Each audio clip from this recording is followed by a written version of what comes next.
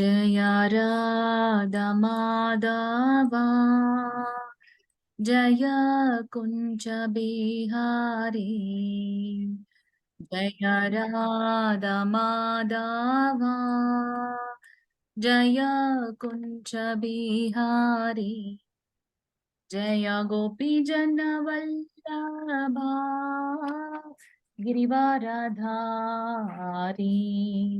जय गोपी जन वल्लभा गिरिवाराधारी यशोदनन्दन व्रज जनरञ्जन यशोदनन्दन व्रज जनरञ्जन यमुनतीरवनचारी यमुनतीरवनचारी हरे कृष्ण कृष्ण कृष्ण हरे हरे हरे राम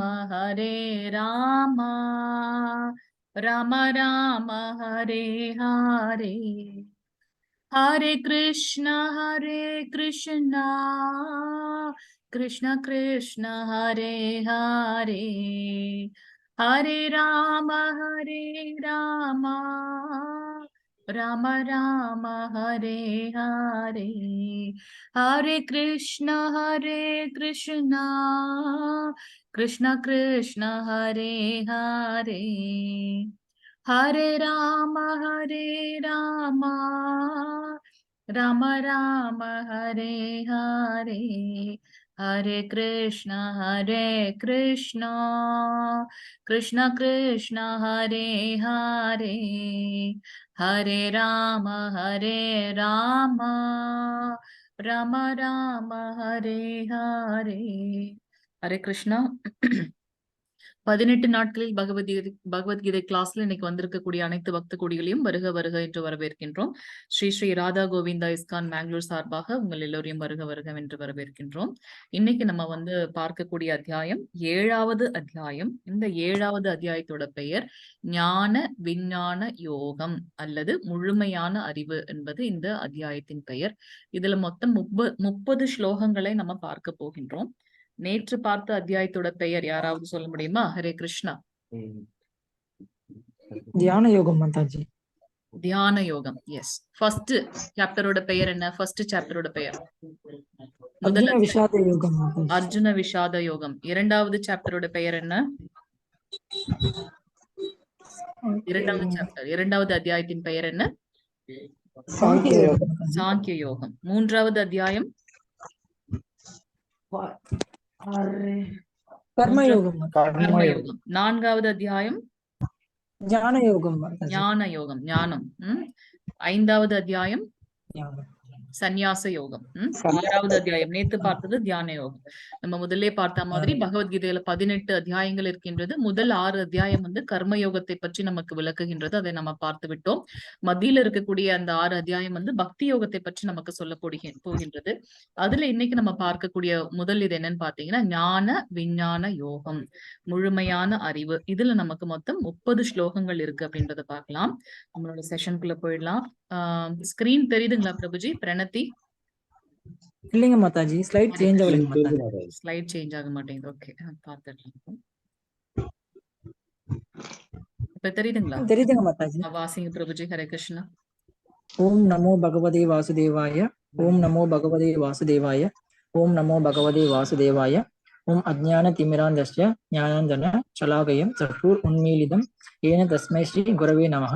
ஸ்ரீ சைத்தன்ய மனோபீஷ்டம் ஸ்தாபிதம் ஏன பூத்தலே ஸ்வயம் ரூபः கதாமக்யம் ததாதி ஸ்வ பதாந்திகம் வந்தேஹம் ஸ்ரீ குரோஹ ஸ்ரீ யுதபத கமலம் ஸ்ரீ குருன் வைஷ்ணவாம்ச ஸ்ரீ ரூபம் சாக்ரஜாதம் சகன ரகுதாதான்விதம் தம் சஜீவம் சாத்வைதம் ராவதூதம் பரிஜன சகிதம் கிருஷ்ண சைத்தன்ய தேவம் ஸ்ரீ ராதா கிருஷ்ண பாதான் சககன லலிதா ஸ்ரீ விஷாகான்விதாம்ச.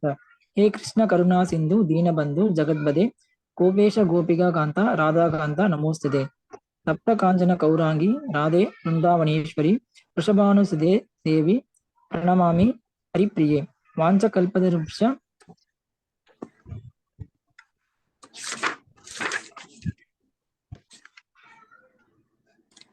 वाञ्छकल्पतरुक्ष कृपा सिन्धु एवस्य पतितानां भावनेभ्यो वैष्णवेभ्यो नमो नमः।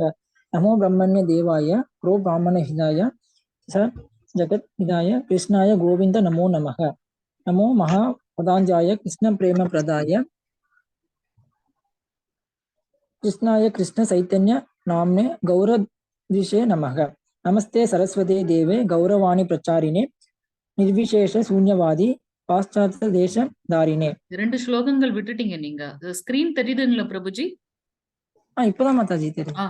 இப்ப படிங்க. குருவே கௌரச்சந்திராய குரவே கௌரச்சந்திராய ராதிகாயை ததாலயே கிருஷ்ணாய கிருஷ்ண பக்தாய தத் பக்தாய நமோ நமः. நமः ஓம் விஷ்ணு பாதாய கிருஷ்ண பிரேஷ்டாய பூதலே ஸ்ரீமதே பக்தி வேதாந்த சுவாமி இதி நாமினே. நமஸ்தே சரஸ்வதி தேவே கௌரவாணி பிரச்சாரிணே निर्वेश शून्यवादी पाश्चात्य देशधारिणे. जय श्री कृष्ण चैतन्य प्रभु नित्यानंद श्री अद्वैत गदाधर श्रीवासादि गौरभक्त वृंद.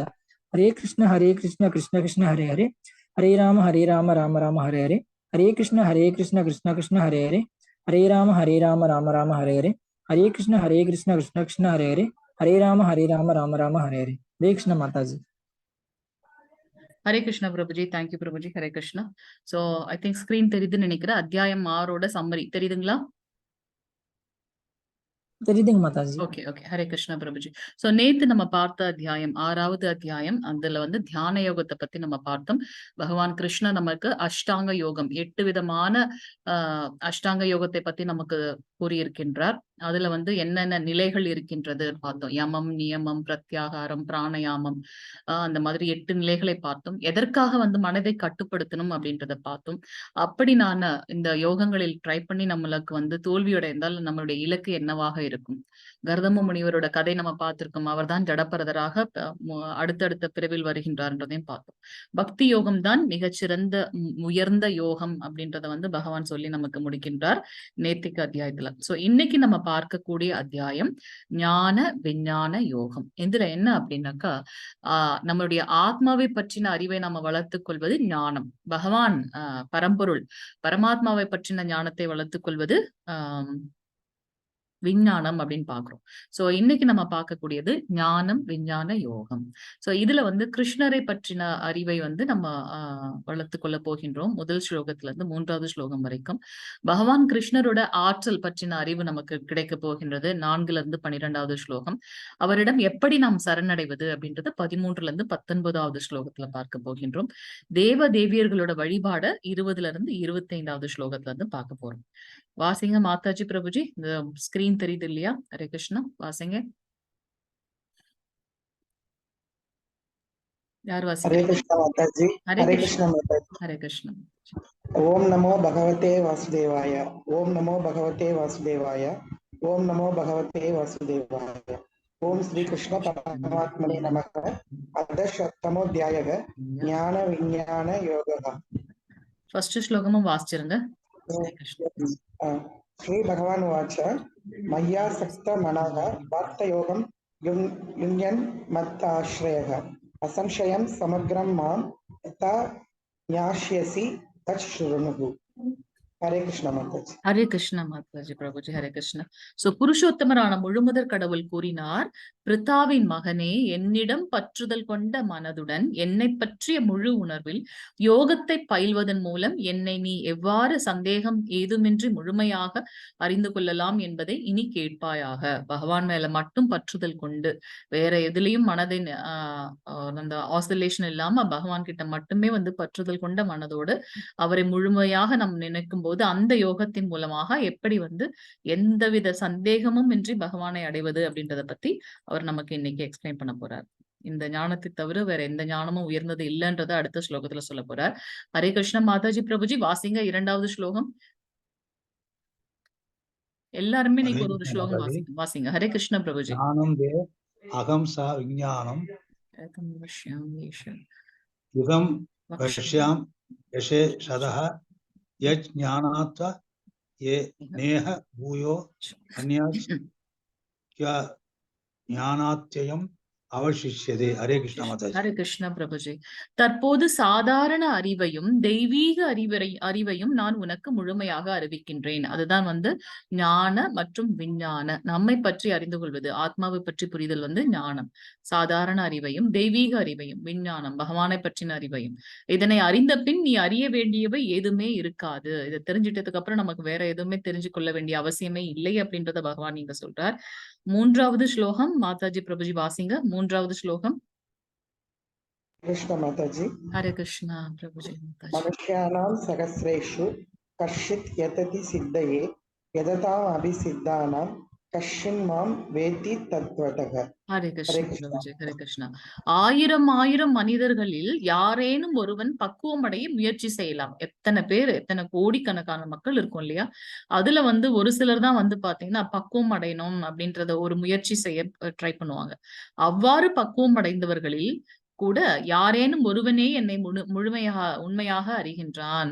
அதுல கூட ஒரு சிலர் மட்டும்தான் பகவானை பற்றி உண்மையாக அறிந்து கொள்ள முடியும். ஏன்னா நம்ம இருக்கிறது கலி. இந்த கலியுகத்துல வந்து பகவானுடைய யோக மாயா அண்ட் மாயா, அதாவது நம்ம ஜடசக்தி வந்து அவருடைய, அதெல்லாம் நம்ம இப்ப இந்த இதுல அத்தியாயத்துல பார்க்க போகின்றோம். சோ அந்த மாயாவை வந்து வெல்லுதல் வந்து மிகவும் கடினம். ஏன்னா அதுவும் வந்து பகவானுடைய புறசக்தி அப்படின்றத பார்க்கலாம் இல்லையா? சோ அதுல நமக்கு வந்து பகவானை பற்றின அந்த ஞானம் தெரிந்து கொள்ளணும்னு நினைச்சாலும் அதை கண்டினியூஸா சஸ்டெயினா பிராக்டிஸ் பண்ணி பகவானை தெரிந்து கொள்றது வந்து மிகவும் அரிது, கடினமான ஒன்றாக இருக்கின்றது. ஏன்னா நம்ம வந்து இந்த ஜட உலகில் இருக்கின்றோம்ன்றத பார்க்கலாம். 4வது ஸ்லோகம் மாதாஜி பிரபுஜி வாசிங்க. हरे कृष्ण माताजी. ஹரே கிருஷ்ண பிரபுஜி. भूमिर आबो अनलो वायुः कं मनो बुद्धिर एव स अहंकार इदीयं मे किन्ना प्रकृतिर अस्ततः. ஹரே கிருஷ்ண. ஹரே கிருஷ்ண பிரபுஜி. இப்ப வந்து பகவான் வந்து அவருடைய பொட்டன்சி, அவருடைய ஆற்றல்களை பற்றி நமக்கு சொல்ல போகின்றார். நிலம், நீர், நெருப்பு, காற்று, ஆகாயம், இந்த 5ம் பஞ்சபூதங்கள்னு பார்த்துட்டோம். மனம், புத்தி, அகங்காரம், அந்த சூக்ஷ்ம உடலை கவர் பண்ணியிருக்கின்ற அந்த 3 லேயர்கள் இருக்கு இல்லையா? மனம், புத்தி, பொய், அகங்காரம்னு பார்த்தோம். அதுவும் சேர்ந்து இந்த 8ம் சேர்ந்ததே எனது பிரிந்த ஜட சக்திகளாகும். பகவானுடைய ஆற்றல் தான் எல்லா இடத்திலுமே இருக்கின்றது. சாக்ஷாத் பகவான் கிருஷ்ணர் 3 ரூபங்கள்ல பிரிந்திருக்கின்றார். அவர்கிட்ட இருந்து வந்ததுதான் வந்து எல்லா சக்திகளும்ன்றத பார்க்கலாம். சோ இங்க வந்து அவர் என்ன சொல்றார்? 2 சக்திகள் இருக்கின்றது. ஒன்று மிக உயர்ந்த அந்த ஆன்மீக சக்தி, தெய்வீக சக்தி. மற்றொன்று இந்த ஜட உலகில் இருக்கக்கூடிய ஒரு தாழ்ந்த சக்தி அப்படின்றத சொல்றார். சோ அதுல வந்து என்ன இருக்குன்னாக்கா பஞ்சபூதங்களும் இருக்கின்றது மற்றும் மனம், புத்தி, அகங்காரம், இந்த 8ம் சேர்ந்ததுதான் அவருடைய ஜட சக்தி அப்படின்றத நம்ம இங்க பார்க்கின்றோம். 5வது ஸ்லோகம் மாதாஜி பிரபுஜி வாசிங்க. ஒரு மாதாஜி கூட வாசிக்க மாட்டீங்க நீங்களே, என்னாச்சு? வாசிங்க. ஹரே கிருஷ்ணா. பூமிநாதன் பிரபுஜி, நிறைய பேர் இருக்கீங்க, யாரும் வாசிக்க மாட்டேங்கிறீங்க.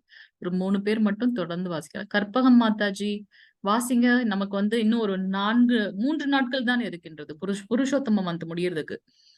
தவறாக நம்ம வந்து சரியா வாசிக்கலன்னு நினைக்கலனாலும் பரவாயில்ல, வாசிங்க யாராவது. ஹரே கிருஷ்ணா மாதாஜி. ஹரேவா மாதாஜி. ஹரே கிருஷ்ணா மாதாஜி வாசி. அபரேயம் இத்தஸ் தவன்யாம் பிரகத்ருதிம் பிக்திமே பராம் ஜீவபூதா மகாபாஹோ யயத்தம் தாரியதே ஜஹத். ஹரே கிருஷ்ண மாதாஜி. பலம் பொருந்திய புயங்களை உடைய அர்ஜுனா, இதற்கு அப்பால் என்னுடைய உயர்ந்த சக்தி ஒன்று உள்ளது. பகவான் கிட்ட 2 சக்தி. ஒன்று இந்த ஜட உலகில் இருக்கக்கூடிய அந்த தாழ்ந்த சக்தி, அதையும் தாண்டி ஒரு உயர்ந்த சக்தி ஒன்று இருக்கின்றது. இந்த தாழ்ந்த ஜட இயற்கையினை தனது சுயநலனிற்காக உபயோகிக்கக்கூடிய ஜீவாத்மாக்களை அது உள்ளடக்கியது. சோ அந்த இந்த பிரபஞ்சத்துல இருக்கக்கூடிய அந்த தெய்வ சக்தி இருக்கு இல்லையா, அதுக்குள்ளாரதான் நம்ம எல்லாருமே இருக்கோம். நம்ம ஏதாவது சொல்ல முடியுமா? நம்மளால ஏதாவது பண்ண முடியுமா? இந்த சூரியன் இப்படிதான் வரணும், நிலவு வந்து இப்படிதான் வரணும் அப்படின்ட்டு. இதெல்லாம் நம்மளுடைய சக்திக்கு அப்பாற்பட்டது. இதெல்லாம் வந்து பகவான் கிருஷ்ணரால வியாபிக்கப்பட்டது. சோ அதனால இந்த உயர்ந்த தெய்வீக சக்திக்குள்ளார நம்ம அடக்கம் அப்படின்றத நம்ம இங்க பார்க்கலாம். சோ நம்மளுடைய ஸ்ரீமத் பாகவதத்துல முதல் காண்டத்துல நமக்கு வந்து 3வது அத்தியாயத்தில் 2வது ஸ்லோகத்தில் சொல்லப்பட்டிருக்கின்ற ஒரு இது என்ன அப்படின்னு பாத்தீங்கன்னா, பகவான் கிருஷ்ணர் புருஷ அவதாரமாக நிறைய அவதாரங்கள் இருக்கின்றது. அவருடைய குணத்துக்கு ஏற்ற மாதிரி அவருடைய லீலைகளுக்காக அவர் அவதாரம் பற்றுகின்றார். அந்த மாதிரி புருஷ அவதாரத்துல 3 அம்சங்களில் அவர் தோன்றியுள்ளார். அதுல முதலாவது அம்சம் என்ன அப்படின்னு பாத்தீங்கன்னா, மகத் தத்துவத்தில் மொத்தமான பௌதீக மூலப்பொருட்களை படைப்பவரான காரணோதகசாயி காரணோதகசாயி விஷ்ணு, எல்லாத்துக்கும் காரணமானவர், காரணோதகசாயி விஷ்ணு. அவர் இன்னொரு பெயர்ல நம்ம வந்து மகாவிஷ்ணு என்று அழைக்கின்றோம். இரண்டாவதாக, ஒவ்வொரு பிரபஞ்சத்திற்கு உள்ளும் நுழைபவரான கர்ப்போதகசாயி விஷ்ணு. மூன்றாவதாக, உயிருள்ள மற்றும் உயிரற்ற ஜடப்பொருள் ஒவ்வொன்றிலும் பரமாத்மாவாக இருக்கும் க்ஷிரோதகசாயி விஷ்ணு. சோ பகவான் கிருஷ்ணர் முழுமுதற் கடவுள், புருஷ அவதாரம், 3 அவதாரங்களில் இருக்கின்றார். மகாவிஷ்ணு அல்ல காரணோதகசாயி விஷ்ணு, கர்ப்போதகசாயி விஷ்ணு அண்ட் க்ஷிரோதகசாயி விஷ்ணு. நம்ம ஒவ்வொருத்தருக்குள்ளேயும் பரமாத்மாக வீற்றிருக்கக்கூடியவர் க்ஷிரோதகசாயி விஷ்ணு அப்படின்றத பார்க்கலாம். சோ முழுமுதற் கடவுளின் இந்த முழுமையான அம்சங்களை பற்றி அறிந்து கொள்பவன் இறைவனை சரியாக அறிந்து கொண்டவனாக கருதப்படுகின்றான் அப்படின்றத நம்ம இங்க பார்க்கலாம். 6வது ஸ்லோகம் மாதாஜி பிரபுஜி, 6, 7 2 ஸ்லோகம் வாசிச்சிருங்க. ஹரே கிருஷ்ணா. ஹரே கிருஷ்ணா மாதாஜி. ஹரே கிருஷ்ணா. ஏதத் யோனினி பூதானி சர்வாணி யூபதாரய அகம் கிருஷ்ணஸ்ய ஜகதஹ பிரபவ பிரளயஸ்ததா. 7வது வாசிச்சிருங்க. மத்தஹ வரதரம் நானியத் கிஞ்சித் அஸ்தி தனஞ்சய மயி சர்வம் இதம் புரோதம் சூத்ரே மணிகணா இவா. ஹரே கிருஷ்ணா. படைக்கப்பட்டவை அனைத்தும் இந்த 2 இயற்கையையே சேர்ந்தவை ஆகும். உண்மைதான் இல்லையா? ஒண்ணு வந்து இந்த ஜட சக்தியில இருக்கும், இல்லைன்னா உயர்ந்த தெய்வீகமான அந்த தெய்வீக சக்தியில இருக்கும் அப்படின்றத பார்க்கலாம். சோ இவ்வுலகில் ஜடமாகவும் ஆன்மீகமாகவும் இருப்பவை அனைத்திற்கும் ஆதியும் அந்தமும் நானே என்பதை நிச்சயமாக அறிவாயாக. இங்க பாருங்க எப்படி வந்து ஒரு பகவான் ஒரு முத்துக்கள் வந்து ஒரு நூல்ல இழைக்கப்பட்டிருக்கோ, கோர்க்கப்பட்டிருக்கோ, அது போல இது எல்லாமே வந்து பாத்தீங்கன்னா பிரபஞ்சம் முழுவதும் வந்து நம்மளுடைய பகவானுடைய அந்த தெய்வீக சக்தியில வந்து இணைக்கப்பட்டிருக்கு அப்படின்றத நம்ம பார்க்கலாம். சோ என்ன இந்த உலகத்தில் படைக்கப்பட்டாலும் இந்த 2 சக்திகளுக்குள்ளால் தான் வந்து அமைக்கப்பட்டிருக்கின்றது அப்படின்றத பார்க்கலாம். சோ ஆதியும் அந்தமும் பகவானே என்பதை நிச்சயமாக அறிந்து கொள்வாயாக. அதனாலதான் கிருஷ்ணர் இந்த சொல்றதுக்கு முன்னாடியே என்ன சொன்னார்? இதை தெரிந்து கொண்டதுக்கு அப்புறம் நீ எதையும் தெரிந்து கொள்ள வேண்டிய அவசியமே இருக்காது அப்படின்றத சொன்னார். செல்வத்தை வெல்வோனே, என்னை விட உயர்ந்த உண்மை ஏதுமே இல்லை. பகவான் சாக்ஷாத் பகவான் கிருஷ்ணன் தான் வந்து பாத்தீங்கன்னா உயர்ந்த உண்மை அப்படின்றத பார்க்கலாம். நமக்கு வந்து பாகவதம் படிக்கும்போது பாத்தீங்கன்னா அவர்கிட்ட இருக்கக்கூடிய அந்த குவாலிட்டிஸ்ன்னு இருக்கு இல்லையா, ஒவ்வொரு தெய்வங்களுக்கும். அப்ப வந்து பாத்தீங்கன்னா பகவான் கிருஷ்ணர் கிட்ட 100 குவாலிட்டிஸ் இருக்கு அப்படின்னு பாக்குறோம். நாராயணர் கிட்ட வந்து பாத்தீங்கன்னா விஷ்ணு தத்துவம் 96% ஆஃப் த குவாலிட்டிஸ் இருக்குன்னு பாக்குறோம். சோ பகவான் வந்து பாத்தீங்கன்னா அவரே சொல்கின்றார், என்னை விட உயர்ந்த உண்மை ஏதும் இல்லை. நூலில் முத்துக்கள் கோர்க்கப்பட்டுள்ளதை போல அனைத்தும் என்னையே சார்ந்துள்ளன. ஏன்னா அவர் தான் வந்து நம்ம பார்த்தோம் கர்ப்போதகசாயி விஷ்ணுவாக எல்லா பிரபஞ்சத்திற்கு உள்ளாரும் இருக்கின்றார் அப்படின்றத நம்ம பார்த்தோம் இல்லையா? சோ பகவான் கிருஷ்ணர் சாக்ஷாத் பகவான், அவரே வந்து 3 ரூபங்களில் வியாபித்திருக்கின்றார்ன்றதை பார்க்கலாம். 8வது ஸ்லோகம் மாதாஜி பிரபுஜி வாசிங்க. ஹரே கிருஷ்ணா மாதாஜி. ஹரே கிருஷ்ணா பிரபுஜி. ரசோ அகம் அப்சு கௌந்தேய பிரபாஸ்மி சிஷி சூரியயோகோ பிரணவக சர்வ வேதேஷு சப்தக கே பௌருஷம் ரிஷு. ஹரே கிருஷ்ணா. குந்தியின் மகனே, நானே நீரின் சுவை, சூரிய சந்திரர்களின் ஒளி, வேத மந்திரங்களின் பிரணவ ஒளியுமாக இருக்கின்றேன். என்னது? ஓம் என்றும் பிரணவ மந்திரம். ஆகாயத்தில் சப்தமாகவும் மனிதரில் திறமையாகவும் இருப்பதும் நானே. இது கொஞ்சம் நமக்கு வந்து கன்ஃபியூஸ்டா இருக்க மாதிரி இருக்கும். நமக்கு வந்து சில குவாலிட்டிஸ்கள் இருந்துன்னா அது நமக்கு உட்பட்டதா, அது எப்படி நமக்கு வந்து அது கிடைத்தது அப்படின்னு பாத்தீங்கன்னா அது பகவானுடைய கருணை தான் என்று பார்க்கின்றோம். சோ இப்ப பகவான் வந்து எங்கெல்லாம் வியாபித்திருக்கின்றார், அவருடைய அந்த நம்ம அரிதான அந்த குவாலிட்டிஸை வந்து அவரே சொல்றார். என்ன, தண்ணீர் குடிக்கும் போது அதுல ஒரு சுவை இருக்கின்றது. அதுவும் நீங்க ஃபாஸ்டிங்லாம் இருந்துட்டு ரொம்ப தாகமா இருக்கும்போது குடிச்சீங்கன்னா வேற எதுவுமே உங்களுக்கு தேவையில்லை. அந்த சுவை வந்து பகவான்.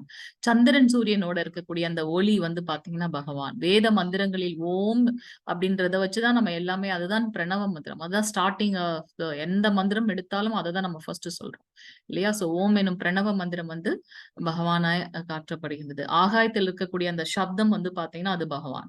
மனிதர் ஒவ்வொருத்தருக்குள்ள இருக்கக்கூடிய திறமை, அது அந்த குவாலிட்டிஸ் எனக்கு இல்லாம கூட இருக்கலாம், ஆனா எனக்கு எப்படி கிடைச்சதுன்னு பாத்தீங்கன்னா பகவானோட கருணை.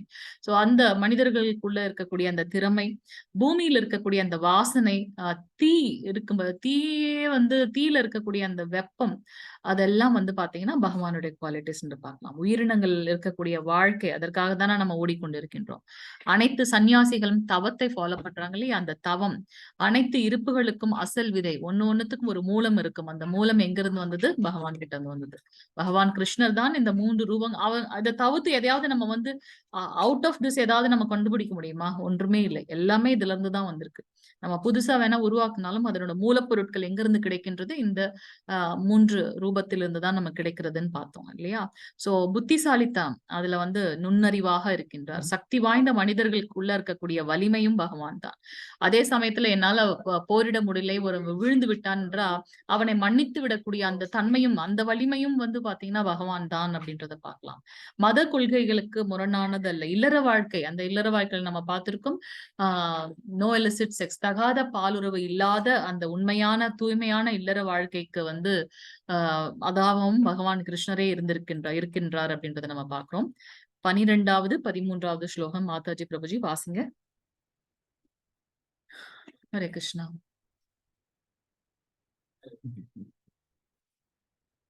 சுகுணா மாதாஜி, மணிகண்டன் பிரபுஜி, பத்மாவதி மாதாஜி, ஃபர்ஸ்ட் வந்து மீனா மாதாஜி. வாசிங்க பிரபுஜி. ஹரே கிருஷ்ணா. ये सैव सात्विक भाव रजसाश तमसाश सये मत्त एवतितान वित्ति नत्वहिम देशी ते मयि. 13வது ஸ்லோகம். त्रिपीर गुण मयर पावयर एपि श्रम इदम जगत मोहितम नबी जनादि माम ये यब्रम अवयवम. தேங்க்யூ பிரபுஜி. ஹரே கிருஷ்ணா. சத்வம், ரஜஸ், தமஸ் இவற்றில் எந்த வாழ்க்கை நிலையானாலும் அவை எனது சக்தியால் படைக்கப்படுபவை என்பதை அறிவாயாக. ஒவ்வொரு மனிதர்களுக்குள்ள இருக்கக்கூடிய அடுத்தடுத்து நம்ம பார்க்க போகின்றோம். மனிதர்களை 3 வகையாக வகைப்படுத்தி விடலாம். சத்துவ குணத்தில் இருப்பவர்கள், ரஜகுணத்தில் இருப்பவர்கள், தமகுணத்தில் இருப்பவர்கள். சோ அவங்க அந்த குணத்திற்கு ஆட்படுவது எதுன்னு பாத்தீங்கன்னா பகவானாலன்றத பார்க்கலாம். ஒரு விதத்தில் நானே எல்லாம் என்ற போதிலும் நான் சுதந்திரமானவன், என்கிட்ட இருந்துதான் இதெல்லாம் வந்திருக்கு, நான் தான் எல்லாமாக இருந்தாலும் அதற்கு கட்டுப்பட்டவன் நான் அல்ல, நான் ஜட இயற்கையின் குணங்களுக்கு உட்பட்டவன் அல்ல, மாறாக அவையெல்லாம் எனக்குள் அடக்கம் அப்படின்றத பகவான் கிருஷ்ணர் இங்க சொல்றார். சத்வம், ரஜம், தமஸ் எனும் 3 வகை குணங்களில் மங்கி இருப்பதால் குணங்களுக்கு அப்பாற்பட்ட அழிவற்ற என்னை முழு உலகமும் அறியாது. சோ இந்த 3 குணங்களுக்கும் அப்பாற்பட்ட ஒரு குணம் இருக்கு. விஷ்ணு தத்துவம் சொல்றோம், சுத்த சத்துவ குணம் அப்படின்னு சொல்றோம் இல்லையா? அதுல வந்து அது இன்னும் ரொம்ப பியூரான ஒரு இது. எல்லாத்தையும் வந்து ஒரே மாதிரி நினைக்கக்கூடியவர்கள், பிரம்மத்தில் மூழ்கி இருப்பவர்கள். சோ அவங்க எல்லாம் வந்து அதெல்லாம் பாத்தீங்கன்னா பகவானுடைய அந்த குவாலிட்டிஸ். சோ நம்ம வந்து இந்த 3 குணங்களுக்கு ஆட்பட்டு இருக்கிறதுனால இதற்கு மேற்பட்டு இருக்கக்கூடிய பகவானை பற்றி புரிந்து கொள்ளக்கூடிய ஞானம் நமக்கு இல்லை அப்படின்றத பார்க்கலாம். சோ இதுல மங்கி கொண்டு இருப்பதால் இந்த குணங்களுக்கெல்லாம் அப்பாற்பட்ட அழிவற்ற என்னை முழு உலகமும் அறியாது அப்படின்றத பகவான் கிருஷ்ணர் இங்க சொல்றார். அடுத்த ஸ்லோகம் 14வது ஸ்லோகம் மாதாஜி பிரபுஜி வாசிங்க. 14வது ஸ்லோகம். ஹரே கிருஷ்ண மாதாஜி. ஹரே கிருஷ்ண பிரபுஜி. தைவி ஏஷா குணமயி மம மாயா துரத்யய மாம் ஏவ ஏ பிரபத்யந்தே மாயாம் ஏதாம் தரந்திதே. ஹரே கிருஷ்ண பிரபுஜி. ஜட இயற்கையின் முக்குணங்களால் ஆன எனது இந்த தெய்வீக சக்தி வெல்லுவதற்கு அரியது. அந்த தெய்வீக சக்தியை வந்து வெல்ல முடியாது. அது மட்டுமல்ல, இந்த ஜட சக்தியுமே வந்து வெல்ல முடியாது. ஒரு டைம் வந்து நம்ம நல்ல சாண்டிங் பண்ற மாதிரி இருக்கும், அடுத்து வந்து பாத்தீங்கன்னா அதுல ஒரு வீழ்ச்சி இருக்கிற மாதிரி இருக்கும்.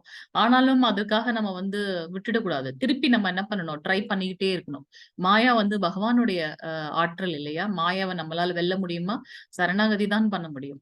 எப்படி வந்து ஒரு பாக்ஸிங்ல வந்து திருப்பி திருப்பி அந்த அப்பனன் கிட்ட வந்து நம்ம ட்ரை பண்ணிட்டே இருக்கோம் கடைசி வரைக்கும் இல்லையா? எப்ப என்னால முடியாது நமக்கு வருமோ அது வரைக்கும் நம்ம ட்ரை பண்ணிட்டே இருக்கோம். அது போல நம்ம அந்த பக்தி மார்க்கத்துல வந்து ஒரு தடவை வீழ்ச்சி அடைஞ்சிட்டோம்னாக்கா அப்படியே சோர்ந்து போய் விட்டுறக்கூடாது. பகவான் சொல்லியிருக்கார், உறுதியாக நிலையாக அதில் தண்ணில் நிலைநிறுத்தி பகவானை வந்து பிரார்த்தனை பண்ணிட்டே இருக்கணும். சோ நம்ம அந்த மாதிரி செய்யும்போது பாத்தீங்கன்னா, ஏன்னா எல்லாமே வந்து பகவானுடைய ஆற்றல். அப்போ நம்மளை டெஸ்ட் பண்ணுவார் அவரு. அப்படி பண்ணும்போது நம்ம வந்து ஸ்ரத்தையா அதை வந்து நிலையா செய்து கொண்டே இருக்க வேண்டும் நம்மளுடைய பக்தியை. சோ ஜட இயற்கையின் முக்குணங்களால் ஆன எனது இந்த தெய்வீக சக்தி வெல்லுவதற்கு அரியது, அதை வெல்ல முடியாது. ஆனால் என்னிடம் சரணடைந்தோர் இதனை எளிதில் கடக்கலாம். ஏன்னா என்னோட குழந்தை, அதனால நான் வந்து குழந்தைய சீக்கிரமா அந்த கஷ்டத்துல இருந்து வெளியே எடுத்துருவேன் இல்லையா? சோ இங்க வந்து பாத்தீங்கன்னா அவர்கிட்ட நம்ம சரணடையும் போது பகவான் வந்து அதை எளிதில் கடக்க வைக்க நமக்கு ஹெல்ப் பண்றார். இது வந்து சம்சார சாகரம், இந்த பிறப்பு இறப்புன்ற சுழற்சி வந்து தொடர்ந்து கொண்டே இருக்க போகின்றது. நம்ம நினைச்சுக்கோ இதுதான் உண்மையான பக்தி, உண்மையான அன்பு அப்படின்னு. அது வந்து ஒரு மாயா இல்லையா? சோ அதுல இருந்து நம்ம வெளியில வரணும். ஃபர்ஸ்ட் ஆஃப் ஆல் நம்ம வந்து மாயால இருக்கோன்றத முதல்ல புரிந்து கொள்ள வேண்டும். அப்படி புரிஞ்சுக்கிட்டதுனாலதான் நம்ம வந்து இப்ப வந்து 55 பேரு ரெஜிஸ்டர் பண்ணதுல அட்லீஸ்ட் ஒரு 18 பேராச்சும் நம்ம வந்து என்னன்னு தெரிஞ்சுக்கலாமேன்னு கனெக்ட் ஆயிருக்கோம் இல்லையா? சோ இதுல இருந்து நம்ம வந்து இந்த பிறப்பு இறப்பு சக்கரத்துல இருந்து வெளியில வரணும். இந்த ஒரு மாயால நம்ம இருக்கோம், அதுல இருந்து வெளியில வரணும் அப்படின்னாக்கா பகவான் கிட்ட கம்ப்ளீட்டா சரணடையும் போது பகவான் நம்ம வந்து அதுல இருந்து எளிதில் கடப்பதற்கு நமக்கு ஹெல்ப் பண்றார். பிறவி பெருங்கடல், அதனால இதுல இருந்து நீந்தி வெளியில வர்றது ரொம்ப கஷ்டம். ஆனா நம்ம எப்ப வந்து பகவான் கிட்ட சரணடையும் போது அவர் என்ன பண்றார், எப்படி ஒரு கன்றுக்குட்டி, அதுவும் இளம் கன்றுக்குட்டியோட அந்த அந்த குழி இருக்கும் இல்லையா, அதுல எவ்வளவு குட்டியோடுதான் இருக்கும் தண்ணி, அதை நம்ம ஈஸியா கடந்துட முடியும். அது போல நமக்கு வந்து பகவான் ஹெல்ப் பண்றாரு அப்படின்றத பார்க்கலாம். 15வது ஸ்லோகம் மாதாஜி பிரபுஜி வாசிங்க. ஹரே கிருஷ்ணா மாதாஜி. ஹரே கிருஷ்ணா பிரபுஜி. நாமாம் துஷ்கிருதினோ மூடா பிரபத்யந்தே நரதாமஹ மாயாய பக்ருத ஞான ஆசிரம் பாவம் ஆசிரதா. ஹரே கிருஷ்ணா மாதாஜி. இப்ப வந்து பகவான் நமக்கு வந்து 4 விதமான மக்கள் வந்து என்னிடத்தில் சரணடைகின்றார்கள், 4 விதமான மக்கள் என்னிடத்தில் சரணடைவது இல்லை, அதை பற்றி நமக்கு சொல்ல போறார். சோ இப்ப இந்த ஸ்லோகத்துல நம்ம என்ன பார்க்க போறோம்னா 4 விதமான மனிதர்கள் யார் பகவான் இடத்தில் சரணடைய மாட்டார்கள் என்றதை பத்தி சொல்ல போறார்.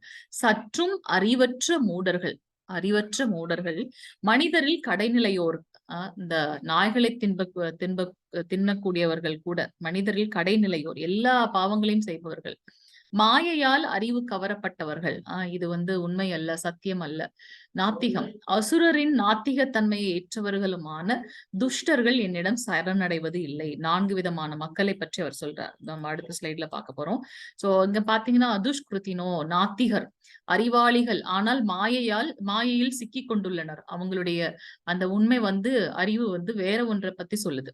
மூடர்கள், யார் அந்த மூடர்கள்? எப்படி வந்து ஒரு கழுதை வந்து பாத்தீங்கன்னா அந்த ஒரு புல்கட்டு கிடைக்கிறதுக்காக எவ்வளவு கடினமாக உழைக்கின்றது இல்லையா? அது வந்து முட்டாள்தனம். இருந்தாலும் சிலர் வந்து ஆன்மீக வாழ்க்கைக்கு நேரம் இல்லாமல் பொருள் ஈட்ட மிகவும் கடினமாக உழைக்க வேண்டியுள்ளது. எப்படியா இருந்தாலும் ஒரு நாள் நான் வந்து மரணத்தை சந்தித்தே ஆக வேண்டும், அதற்கு நான் என்ன தயார் பண்ணாம இந்த ஜடப்பற்றோட செய்ததுல என்ன இது? சோ அட்லீஸ்ட் நம்மளோட அந்த 24 மணி நேரத்துல 1 மணி நேரமாவது ஆன்மீகத்திற்கு வந்து நம்ம செலவு செய்யணும் இல்லையா? சோ அப்ப நம்ம அதை சஸ்டைனா பண்ணும்போது மற்றதெல்லாம் பகவான் நமக்கு வந்து கிளியர் பண்ணி விடுவார். சோ இந்த மூடர்கள் வந்து பகவான் கிட்ட சரணடைவது கிடையாது.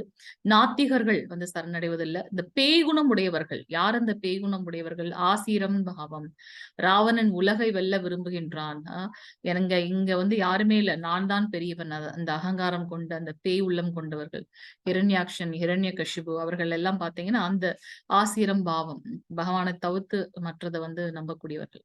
மனித இனத்தில் மிகவும் தாழ்ந்தவர்கள், கடைநிலை உள்ளவர்கள் யாரு? எல்லா கெட்ட பழக்கங்களும் இருக்கவங்க. நமக்கு அதுக்குதான் 4 ரெகுலேட்டிவ் பிரின்சிபிள்ஸ். பேசிக்கா நம்ம இந்த 4 ரெகுலேட்டிவ் பிரின்சிபிள்ஸ் பார்க்கிறோம். சோ அதை ஃபாலோ பண்ணாதவங்க. இங்க பாத்தீங்கன்னா ஜகாய் மத்தாய் கதையை நம்ம பார்க்கலாம். நம்மளுடைய பஞ்ச தத்துவம் நம்ம படிக்கிறோம் இல்லையா? ஜெயஸ்ரீ கிருஷ்ண சைத்தன்ய மகாபிரபு கிருஷ்ண அவதாரம். கிருஷ்ணர் வந்து சைத்தன்ய மகாபிரபுவாக அவதாரம் கொண்டிருக்கின்றார். ஜெயஸ்ரீ கிருஷ்ண சைத்தன்ய பிரபு நித்யானந்த, இன்னொருத்தர் என்னன்னு பாத்தீங்கன்னா பிரபு நித்யானந்தர், பலராமர், பிரபு நித்யானந்த, ஸ்ரீ அத்வைத, ஸ்ரீ கதாதர, ஸ்ரீவாசாதி, இவங்க எல்லாம் வந்து பாத்தீங்கன்னா பஞ்ச தத்துவ மந்திரம் நம்ம பாக்குறோம். கௌரபக்த விருந்த, மற்ற அனைத்து பக்த கோடிகள் அப்படின்னு நம்ம பார்க்கிறோம். சோ அதுப்ப ஒரு தடவை என்ன ஆகுது, நித்யானந்தர் என்ன பண்றாரு, நகர சங்கீர்த்தனம் போகும்போது இந்த ஜகாய் மத்தாய் வந்து பாத்தீங்கன்னா குடி, எல்லா கெட்ட பழக்கங்களும் இருக்கு.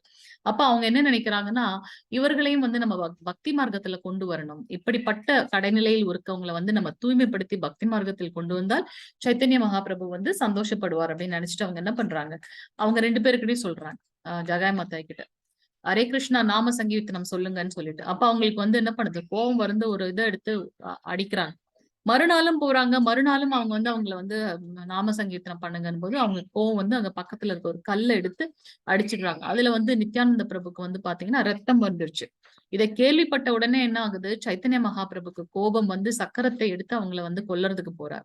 அப்ப உடனே நித்யானந்த பிரபு என்ன சொல்றார், இந்த அவதாரத்தில் நீங்க வந்து கருணை உள்ளம் கொண்ட அவதாரம் கொடுத்திருக்கீங்க, அதனால நீங்க வந்து பாத்தீங்கன்னா நாம சங்கீர்த்தனத்தை வலியுறுத்தணுமே தவிர்த்து நீங்க வந்து அவங்க மேல கருணை உள்ளம் கொள்ளணும் அப்படின்றத பகவான் ஐ மீன் நித்யானந்த பிரபு சொன்னதுனால அவர் வந்து அதை கைவிடுகின்றார் அப்படின்றத பாக்குறோம். சோ இது வந்து பாத்தீங்கன்னா இந்த 4 விதமான மக்கள் பகவான் கிட்ட சரணடைய மாட்டார்கள். துஷ்கிருத்தினோ, அதாவது நாத்திகம் பேசுபவர்கள், மூடர்கள், மூளை இல்லாதவர்கள், பேய்குணம் உடையவர்கள், அது போல மனித குணத்தில் தாழ்ந்தவர்கள். 4 விதமான மக்கள் பகவான் கிட்ட சரணடைறாங்க. அது யார் யாருன்னு இப்ப பாக்கலாம். 16வது ஸ்லோகம் மாதாஜி பிரபுஜி வாசிங்க. ஹரே கிருஷ்ணா. हरे कृष्ण माताजी। ஹரே கிருஷ்ண மாதாஜி. चतुर्विधा भजन्तो मां जना सुकृतिनो अर्जुन आतो जिज्ञासु अर्थार्थी ज्ञानी स वदर्शभ। ஹரே கிருஷ்ண மாதாஜி. வரதர்களில் சிறந்தவனே, 4 விதமான நல்லோர் எனக்கு தொண்டு புரிகின்றனர். யார் அந்த 4 விதமான நல்லோர்கள்? துயருற்றவர்கள், செல்வத்தை விரும்புபவர்கள், கேள்வியுடையோர், பூரணத்தின் அறிவை தேடுபவர்கள். துயருற்றவர்கள் கஷ்டத்துல இருக்கவங்க. நம்ம எல்லாருமே வந்து பாத்தீங்கன்னா சந்தோஷத்துல கூட கடவுளை வந்து நினைக்க மாட்டோம். ஆனா கஷ்டம் வரும்போது, கடவுளே எனக்கு போய் இந்த மாதிரி செய்து விட்டாயே அப்படின்னு சொல்லிட்டு, எனக்கு ஒன்ன விட்டா வேற என்ன சரணாகதி, நீதான் என்னை காப்பாத்தணும்னு நம்ம போய் நிற்போம் இல்லையா? சந்தோஷத்தை கூட பகிர்ந்து கொள்ள மாட்டோம். அப்ப மறந்துடுவோம் பகவான் இல்லையா?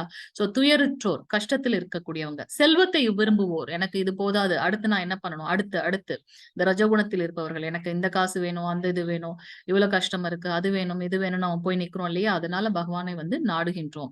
அட்லீஸ்ட் அதுக்காகவாச்சும் பகவானை நாடுகின்றார்கள். செல்வத்தை விரும்புவோர். கேள்வியுடையோர், என்ன என்ன பகவானை பத்தி இன்னும் நிறைய தெரிந்து கொள்ளணும் அப்படின்றத நம்ம பார்க்கலாம். இன்னைக்கு நம்ம கதை பார்க்க போறோம். நேத்து பார்க்காத கதையை நம்ம பார்க்க போறோம் இல்லையா? சுகதேவ கோஸ்வாமி பகவானை பத்தி கேட்ட உடனே அவரை பத்தி இன்னும் தெரிஞ்சுக்கணும் அப்படின்னு நினைச்சார். அவர் கேள்வியுடையோர். பூரணத்தின் அறிவை தேடுவோர். நம்மளுடைய பக்தி மார்க்கத்துல இருக்கவங்களா இருக்கட்டும், இல்ல ஈவன் யோகிகள், ஞானிகள், அவங்களும் வந்து பாத்தீங்கன்னா முழுமையானது ஒன்று என்ன அப்படின்ட்டு ஒரு தேடுதல்லே இருப்பாங்க இல்லையா? அவங்க. சோ 4 பேர் வந்து பகவான் கிட்ட வந்து சரணடைவார்கள். துயருற்றவர்கள், கஷ்டத்துல இருக்கவங்க, செல்வத்தை விரும்புபவர்கள், கேள்வி ஞானத்தை உடையவர்கள், பூரணத்தின் அறிவை தேடுபவர்கள். இந்த 4 பேரும் வந்து பாத்தீங்கன்னா பகவானை பற்றி அறிந்து கொள்ள முயற்சிப்பார்கள் அப்படின்றத பார்க்கலாம். மேக்சிமம் கதை நம்ம இதுல பார்த்திருக்கோம். கஜேந்திர மோக்ஷம் நம்ம ஏற்கனவே பார்த்திருக்கோம். கஜேந்திரனை வந்து அந்த முதலை, இவங்க 2 பேருமே வந்து முற்பிறவில வந்து அரசர்கள். அவங்க வந்து நல்ல பூஜை எல்லாம் பண்ணினவங்க. ஆனா வந்து ஒரு முனிவரோட சாபத்தால அடுத்த பிறவில, இதெல்லாம் ஒரு லீலை, பகவானோட லீலை, அடுத்த பிறவில அவங்க வந்து கஜேந்திரனாகவும் அந்த முதலையாகவும் இருக்கிறாங்க. அப்ப இவங்க தெரியாம வந்து அந்த தடாகத்துல இருக்கக்கூடிய முதலை என்ன பண்ணுது, வெளியில வரணும்னு, யானை வெளியில வர ட்ரை பண்ணும்போது முதலை அதோட காலை பிடிச்சிருது. ரொம்ப ஆயிரக்கணக்கான வருடங்களாக அவங்களுக்குள்ள அந்த போர் நடக்குது. இருந்தாலும் கடைசியா முடியலன்னு போது கஜேந்திரன் என்ன பண்ணுது, ஆதி மூலமே, ஏன்னா அப்ப அந்த கஷ்டத்துல பூர்வ ஜென்ம ஞாபகம் வருகின்றது. அதுல வந்து அவர் பண்ணின பூஜைகள் வந்து ஞாபகம் வருகின்றது. நம்ம ஏன் இப்ப வந்து ஹரே கிருஷ்ணா மகாமந்திரம் சொல்லணும்னு பாக்கணும்னா, இப்ப நம்ம பிராக்டிஸ் பண்ணிட்டு இருக்கோம். நம்மளுடைய எக்ஸாம் வந்து அந்த மரண தருவாயில் இருக்கும். சோ இங்க கஜேந்திரன் எப்ப என்னுடைய உயிர் போக போகின்றதுன்னு நினைக்கிற சமயத்துல அவருக்கு வந்து பூர்வ ஜென்ம ஞாபகம் வந்ததுனால அவர் என்ன பண்றாரு, ஆதி மூலமேன்னு கொடுக்க சப்தத்தை எழுப்புறார். அது 3 உலகத்துக்குமே கேக்குது. அதை கேட்ட அடுத்த மாத்திரத்தில் பகவான் என்ன பண்றாரு, என்னோட பக்தன் அழைக்கின்றான்ட்டு வேகமா ஓடி வராருன்னு பாக்கணும். சோ அங்க வந்து அந்த கஷ்டத்திலயும் கஜேந்திரன் என்ன பண்ணுது, அங்க இருந்த ஒரு தாமரை எடுத்து பகவானுக்கு வந்து சமர்ப்பணம் பண்ணுது அவரோட பாதத்துல. சோ பகவான் வந்து அந்த கஜேந்திரனுக்கு வந்து மோட்சம் கொடுத்தார் அப்படின்றத பாக்கலாம். அவர்கிட்ட அந்த சக்கரம் வந்து அந்த முதலையை வந்து கொன்று விடுகின்றது. அடுத்தது திரௌபதி வஸ்திராபரணம். நம்ம நிறைய இதுல நம்ம பார்த்திருக்கோம். சோ திரௌபதி வந்து கிருஷ்ணா, துவாரகாபுரி கிருஷ்ணான்னு கூப்பிட்ட அடுத்த நிமிஷம், சோ அதுதான் வந்து பகவான் வந்து சைத்தன்ய மகாபிரபு நம்மளுடைய 6 அஷ்டகம் அதான் சொல்லியிருக்காரு. உங்களுடைய பொட்டன்சி, உங்களுடைய ஆற்றல்கள் எல்லாத்தையும் வந்து பாத்தீங்கன்னா உங்களுடைய பெயர்ல வந்து நீங்க வைத்திருக்கின்றீர்கள். அதனாலதான் வந்து நம்ம வந்து பாத்தீங்கன்னா ஹரே கிருஷ்ண மகாமந்திரம் சொல்றோம். சோ அந்த பெயரை சொன்ன அடுத்த நிமிஷம் அவருக்கு வந்து அந்த வஸ்திரம் வந்து கிடைக்கின்றது. பகவான் எப்படி அதை பண்ணாருன்னா, கௌரவர்களுடைய அந்த 100 மனைவிகள் இருக்காங்க இல்லையா, அவங்களுடைய ஒவ்வொரு அந்த அந்த மாங்கல்ய இது இருக்கு இல்லையா, அந்த கயிற்றுல இருந்து அவர் ஒன்னொன்னா எடுத்து புடவையாக கொடுக்கின்றார் அப்படின்றத வந்து நம்ம கதைகள்ல பாக்குறோம். சுகதேவ கோஸ்வாமியோட ஜனனம் நம்ம இந்த கதையோட முடிவுல நம்ம பார்க்க போறோம். இந்த சாப்டரோட இதுல சுகதேவ கோஸ்வாமி என்னன்னாக்கா, சுகம்ன்றது ஒரு கிளி. அந்த கிளி வந்து ராதாமாக்கும் கிருஷ்ணருக்கும் வந்து தூதுவாக இருந்த கிளி. இன்னைக்கு வந்து நம்ம எங்க வந்து இந்த மீட்டிங் வைக்கணும், அதெல்லாம் வந்து எந்த இதுலயே வந்து பாத்தீங்கன்னா எந்த வனம் வந்து ரொம்ப அழகா இருக்குன்னு அந்த கிளி போய் பார்த்துட்டு வந்து சொல்லுமா, இந்த வனம் அழகா இருக்கணும்னா உடனே அந்த வனத்துல வந்து அவங்க வந்து விளையாடுவாங்க அப்படின்றதெல்லாம் நம்ம பாக்குறோம். சோ அப்படி இருக்கும்போது இந்த லீலைகளை முடித்துக்கொண்டு ராதாமா போகும்போது அந்த கிளியும் கூட வந்துச்சு. அப்ப அவர் ராதாமா சொல்லுவாங்க, நீ அந்த செப்பரேஷன் என்னால தாங்க முடியாது, நானும் வரேன் போது அப்ப ராதாமா சொல்லுவாங்க, இங்கேயும் வந்து நிறைய பக்தர்கள் இருக்காங்க, எங்கெல்லாம் வந்து பகவானை பத்தின லீலைகளை வந்து அவங்க வந்து வாசிக்கிறாங்களோ, எங்கெல்லாம் அவருடைய கதை போய்கொண்டிருக்குதோ அங்க நாங்க வந்து நித்தியமாக இருக்கின்றோம். அதனால உனக்கு வந்து அந்த செப்பரேஷன் ஃபீலிங் இருக்காது, டிப்ரெஷன் இருக்காது, நீ அங்க போகலாம் சொல்லி அனுப்புறாங்க. அப்ப வந்து ஒரு தடவை பாத்தீங்கன்னா சிவபெருமான் பார்வதிக்கு வந்து பத்ம புராணத்துல இருந்து நம்மளுடைய கிருஷ்ணரோட லீலைகளோட இதெல்லாம் சொல்லிட்டு இருக்காரு. அப்ப சிவபெருமான் கதை சொல்ல பார்வதி அம்மா என்ன பண்றாங்க, கேட்டுட்டே இருக்காங்க. அப்ப கொஞ்ச நேரத்துல அவங்க என்ன ஆகுது, அவங்க தன்னையே அறியாம உறங்கி விடுகின்றார்கள். ஆனா இந்த கிளி வந்து என்ன பண்ணுது, ஒரு மரத்துக்கு கிளைக்கு நடுவுல இலைகளுக்கெல்லாம் நடுவுல மறைந்து கொண்டு அது வந்து ஊன்னு சொல்லிட்டே இருக்கு. ஏன்னா அவங்க தூங்கிட்டாங்க. அப்ப சத்தம் கேட்கலன்னா சிவபெருமான் வந்து கதை சொல்றதை நிறுத்திடுவார் இல்லையா. லயித்து போய் அந்த கிளி என்ன பண்ணுது, ஊன்னு சொல்லி கேட்டுட்டே இருக்கு. அப்ப என்ன பண்றாரு, திடீர்னு அவரு கதையெல்லாம் அந்த முடிக்கிற தருவாயில வந்து பார்வதி அம்மாட்ட கேட்பாங்க, எப்படி இருந்துச்சு நான் சொன்ன கதைன்னு கேட்கும்போது உடனே அவங்க என்ன சொல்லுவாங்க, ஐயோ என்ன மன்னிச்சிடுங்க, நான் தெரியாம என்னையே அறியாம தூங்கிட்டேன் அப்படின்னு சொல்லும்போது, அப்ப இவ்வளவு நேரம் எனக்கு ஊன்னு சொன்னது யாருன்னு சொல்லி பார்க்கும்போது அந்த கிளியை பாத்துறாரு. பார்த்த உடனே என்ன பண்றாரு, அந்த கிளியை துரத்திக்கிட்டு வர்றாரு. ஏன் அப்படின்னாக்கா, மிக உயர்ந்த ஞானம் இது இல்லையா, விஞ்ஞானம். சோ அதை வந்து பாத்தீங்கன்னா கரெக்டான ஆட்கள் தான் வந்து அதை பற்றி தெரிந்து கொள்ள வேண்டும். கிளி வந்து மனிதர்களை விட தாழ்ந்தது, அதை எப்படி வந்து தெரிந்து கொண்டால் அதன் மூலமாக அதுக்கு இதை வைத்து அவங்க வந்து வேற மாதிரியான சக்திகள் எதுவும் வந்துடக்கூடாது அப்படின்றதுக்காக அந்த கிளியை துரத்திக்கிட்டு போறாரு. அதே சமயத்துல அந்த கிளியை கொல்றதுக்காக சிவபெருமான் துரத்திக்கிட்டு போறாரு. அதே சமயத்துல வந்து பாத்தீங்கன்னா நம்மளுடைய வியாசதேவரோட மனைவி அவங்க என்ன பண்றாங்க, பிரெக்னண்டா இருக்காங்க. அப்ப அவங்க வந்து அந்த கதையில நம்ம படிக்கிறோம், நம்ம உடனே அதை இப்ப இருக்கிற இதுக்கு சயின்ஸை வச்சு நம்ம நிறைய ஆராய்ச்சி பண்ண முடியாது. அப்ப அவங்க என்ன பண்றாங்க, அப்படி அவங்க வந்து கொட்டாவி விடும்போது அவங்க வாய்க்குள்ளார சுகபிரம்மம் போயிடுறாரு, அந்த கிளி வந்து போயிடுது, அவங்க பிரெக்னென்ட் ஆறாங்க. அப்ப இந்த சிவபெருமான் வந்து எல்லா கதையும் அவர்கிட்ட எக்ஸ்பிளைன் பண்றார் வியாசதேவர் கிட்ட. அப்ப வியாசதேவர் சொல்வார், எப்ப ஒருத்தன் பகவானுடைய லீலைகளை வந்து ரொம்ப உண்மையாக ஸ்திரமாக கேட்கின்றானோ அப்பொழுது அவனுடைய பாவங்கள் எல்லாம் போயிடுது அப்படின்னு நம்ம பார்த்தோம்னா, அந்த கிளி வந்து மனிதனை விட தாழ்ந்த பிறவி எடுத்திருந்தாலும் எப்ப அது பகவானுடைய இதை கேட்டுச்சோ அப்ப அது வந்து புனிதமாகி விட்டது, அதை கொல்ல வேண்டிய அவசியம் இல்லை அப்படின்னு சொல்லி ஆன்சர் பண்ணி சிவபெருமான அமுச்சு வச்சுடுறாரு. அப்ப அந்த கிளிதான் வந்து பாத்தீங்கன்னா அம்மாவோட வயிற்றுக்குள்ள இருக்கு, வியாசதேவரோட குழந்தை. அப்ப வியாசதேவர் நினைக்கிறார், இந்த கிளி உள்ள போயிடுது இல்லையா, அது வந்து ரொம்ப புண்ணியம் செய்தது, ஏன்னா பகவானை பத்தின எல்லா ஞானமும் அதுக்கு இருக்கு, அதுக்கு வந்து நான் வந்து என்னுடைய எல்லா வேதங்களையும் வந்து சொல்லி தரணும், பகவானை பத்தி சொல்லி தரணும்னு அவர் நினைக்கிறார். ஆனா சுகபிரம்மம் என்ன பண்றாருன்னா வெளியில வரவே மாட்டேங்கிறார், அம்மாவோட வயிற்றுல இருந்து வெளியில வரவே மாட்டேங்கிறார் வியாசதேவர். அதனால என்ன பண்றாரு, துவாரகாபுரில இருந்து கிருஷ்ணரை கூப்பிட்டு கொண்டு வந்து அந்த குழந்தைய வெளியில வர சொல்றாரு. 16 வருடங்கள் ஆகிவிட்டது, ஆனா குழந்தை வெளியில வர மாட்டேங்குது. அப்ப வந்து அந்த குழந்தை சொல்லுது, எனக்கு ரொம்ப பயமாக இருக்கின்றது இந்த மாயாவை நினைத்து. சோ அந்த மாயா வந்து என்னை பீடித்து விட்டால் நான் என்ன செய்யறது, அதனால நான் எப்பவுமே பகவானுடைய அந்த லீலையிலே வந்து மூழ்கி இருக்க வேண்டும் என்று நினைக்கின்றேன், எனக்கு வெளியில வர இஷ்டமே இல்லை அப்படின்னு சொல்லும்போது அப்ப கிருஷ்ணன் சொல்றார், நான் சொல்றேன் உன்னை எந்த மாயாவும் வந்து தீண்டாது, நீ வெளியில வா அப்படின்னு சொல்லும்போது சுகபிரம்மம் வந்து வெளியில வரார். வெளியில வந்த உடனே என்ன ஆகுது, ஒரு நிமிஷம், ஹரே கிருஷ்ணா.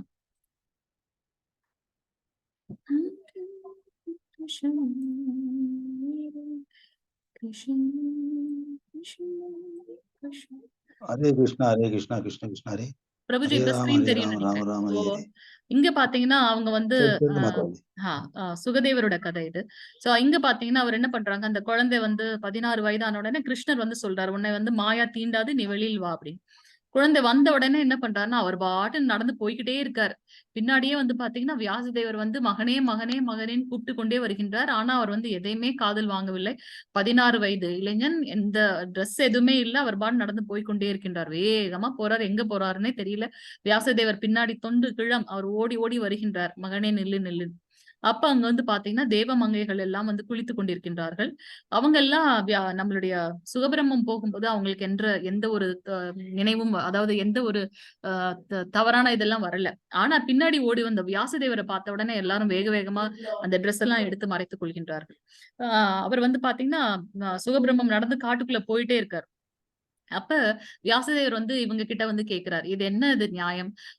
கிட்டத்தட்ட உங்களுடைய சேம் ஏஜ் உள்ள ஒருத்தர் போயிட்டு இருக்காரு. ஆனா அவரை பத்தி நீங்க பெரிதாக எதுவும் எடுத்துக்கொள்ளவில்லை. ஆனா என்ன பார்த்து, நான் ஒரு தொண்டுகிழம், என்ன பார்த்த உடனே நீங்க இப்படி ட்ரெஸ் எல்லாம் எடுத்து இது பண்றீங்களேன்னு அப்ப அவங்க சொல்றாங்க, அவர் வந்து பாத்தீங்கன்னா அவர் வந்து ஆத்ம ஞானத்தில் இருக்கின்றார். அவருக்கு வந்து ஆண் பெண் அப்படின்றதெல்லாம் கிடையாது. ஆனா நீங்க வந்து பாத்தீங்கன்னா கிரகஸ்தர்.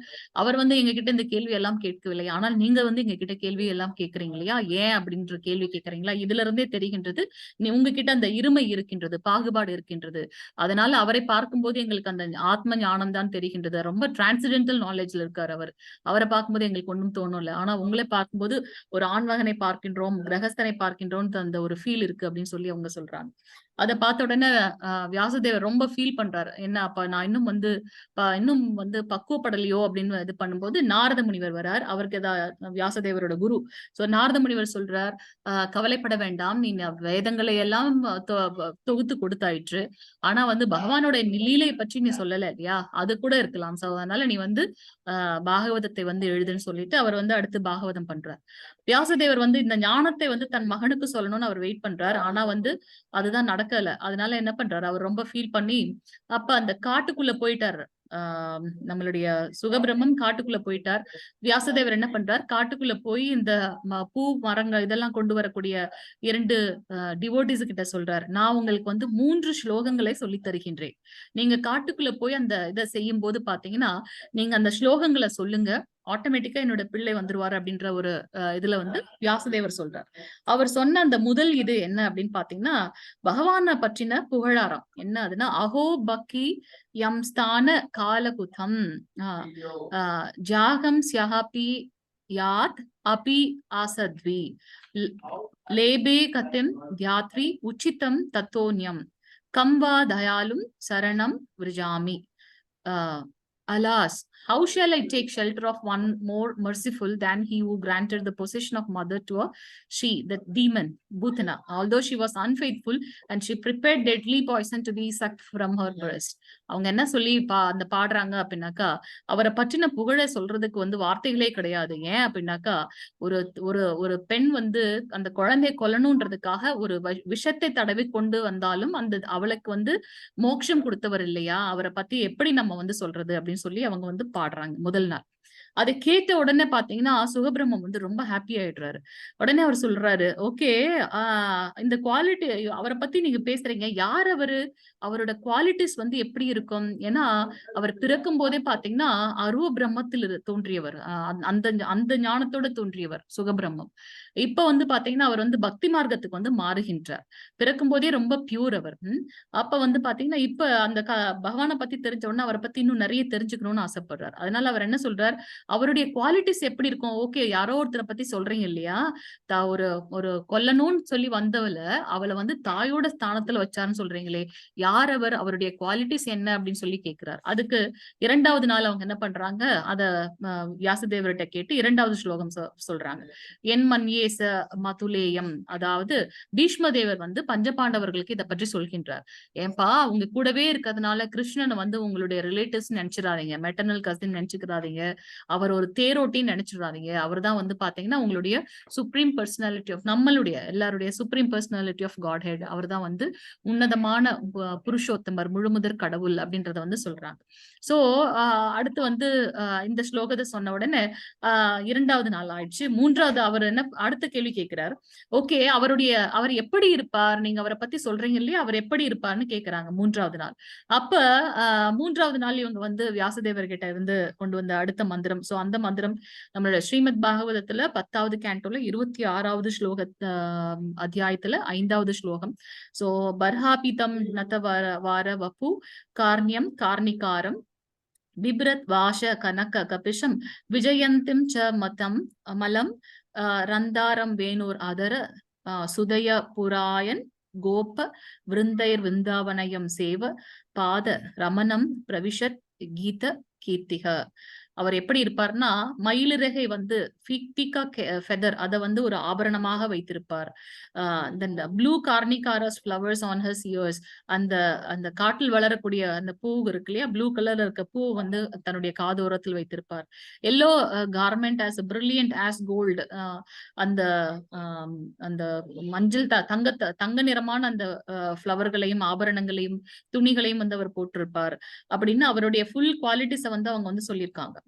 Lord Krishna exhibited his transcendental form as the greatest of dances as he entered the forest of Vrindavan, beautifying it with the marks of his footprints. He filled the holes of his flute with the nectar of his lips, and the cowherds boys sang his glories. அப்ப விருந்தாவனத்துல அவருடைய அந்த லீலைகள், அவருடைய அந்த அமிர்தத்தை வந்து புல்லாங்குழல் மூலமாக அவர் வந்து செலுத்தியதுனால அங்க இருக்க கோபிகள் எல்லாம் வந்து அவரை வந்து சூழ்ந்து கொள்கின்றார்கள். அவருடைய பாதங்கள் வந்து பாத்தீங்கன்னா விருந்தாவனத்துல எங்கும் பரவி இருக்கின்றது அப்படின்றதெல்லாம் வந்து அவங்க சொல்றாங்க. அதை கேட்ட அடுத்த நிமிடம் வந்து பாத்தீங்கன்னா அவர் அது அந்த ரூபத்திலே நிலைத்து விடுகின்றார். உடனே என்ன பண்றார், சுகபிரம்மம் இந்த ஞானத்தை தெரிந்து கொள்வதற்காக மீண்டும் வியாசதேவர் கிட்ட வர்றார்.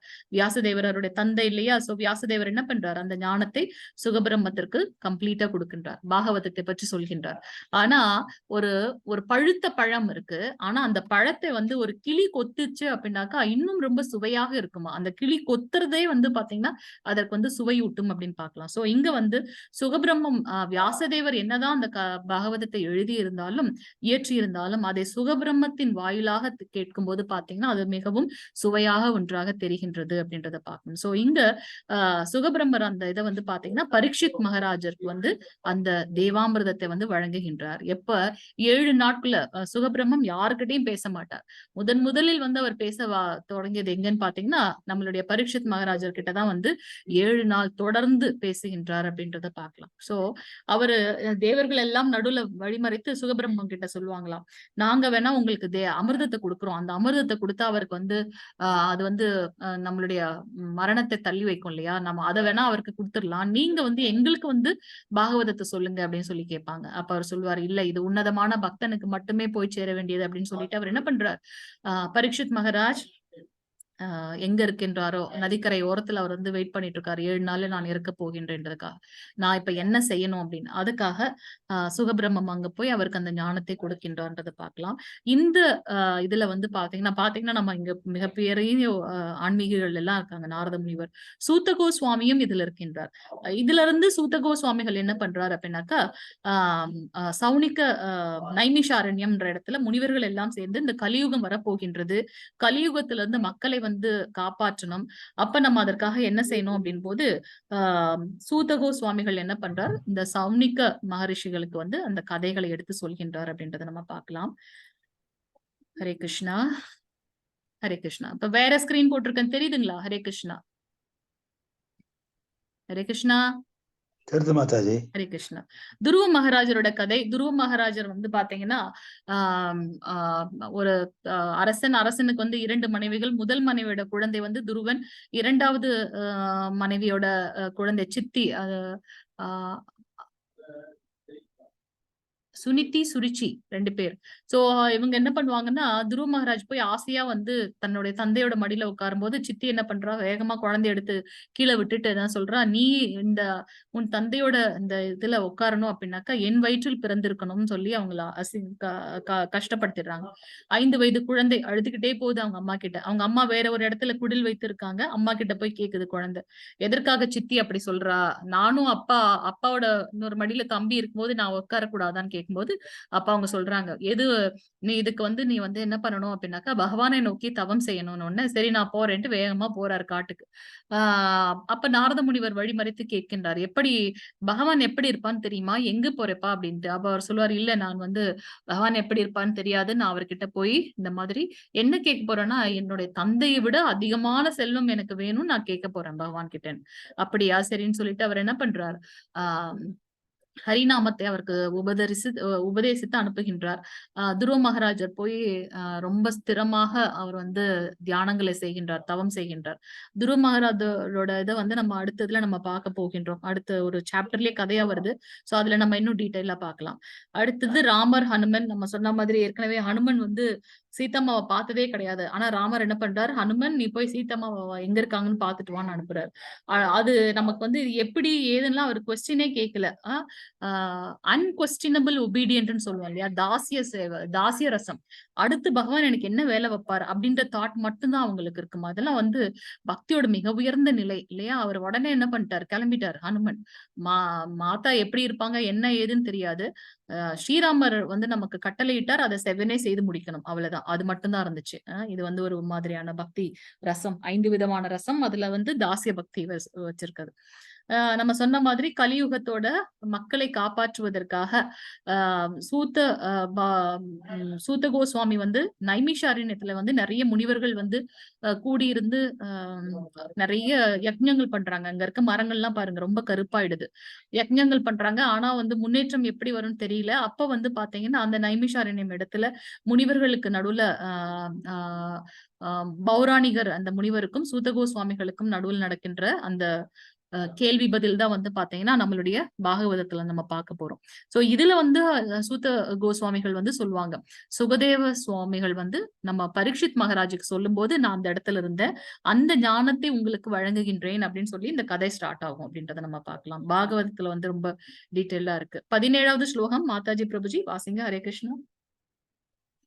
ஹரே கிருஷ்ணா. ஹரே हरे கிருஷ்ணா. कृष्णा माताजी। ஹரே கிருஷ்ண பிரபுஜி. येषां ज्ञानी नित्ययुक्त एकपत्तिर् विशिष्यते प्रियो हि ज्ञानिनो अत्यर्थम् अहं स मम समम प्रिया। ஹரே கிருஷ்ண பிரபுஜி. இவர்களில் முழு ஞானத்துடன் எப்போதும் தூய பக்தி தொண்டில் ஈடுபட்டிருப்பவனே சிறந்தவன். இப்ப நம்ம பார்த்த கேரக்டரிஸ்டிக்ஸ் எல்லாமே, கேரக்டர் எல்லாமே பாத்தீங்கன்னா அவங்க எல்லாமே முழு பக்தியில இருந்தவர்கள் இல்லையா. சோ அப்படிப்பட்டவர்கள் வந்து பாத்தீங்கன்னா சிறந்தவர்கள். ஹரே கிருஷ்ணா. ஏனெனில் நான் அவனுக்கு மிகவும் பிரியமானவன், அவனும் எனக்கு மிகவும் பிரியமானவன். அம்பரீஷ் மகாராஜரோட கதை நம்ம பார்க்க போறோம். பக்தனுக்காக பகவான் என்ன வேணா செய்வார்.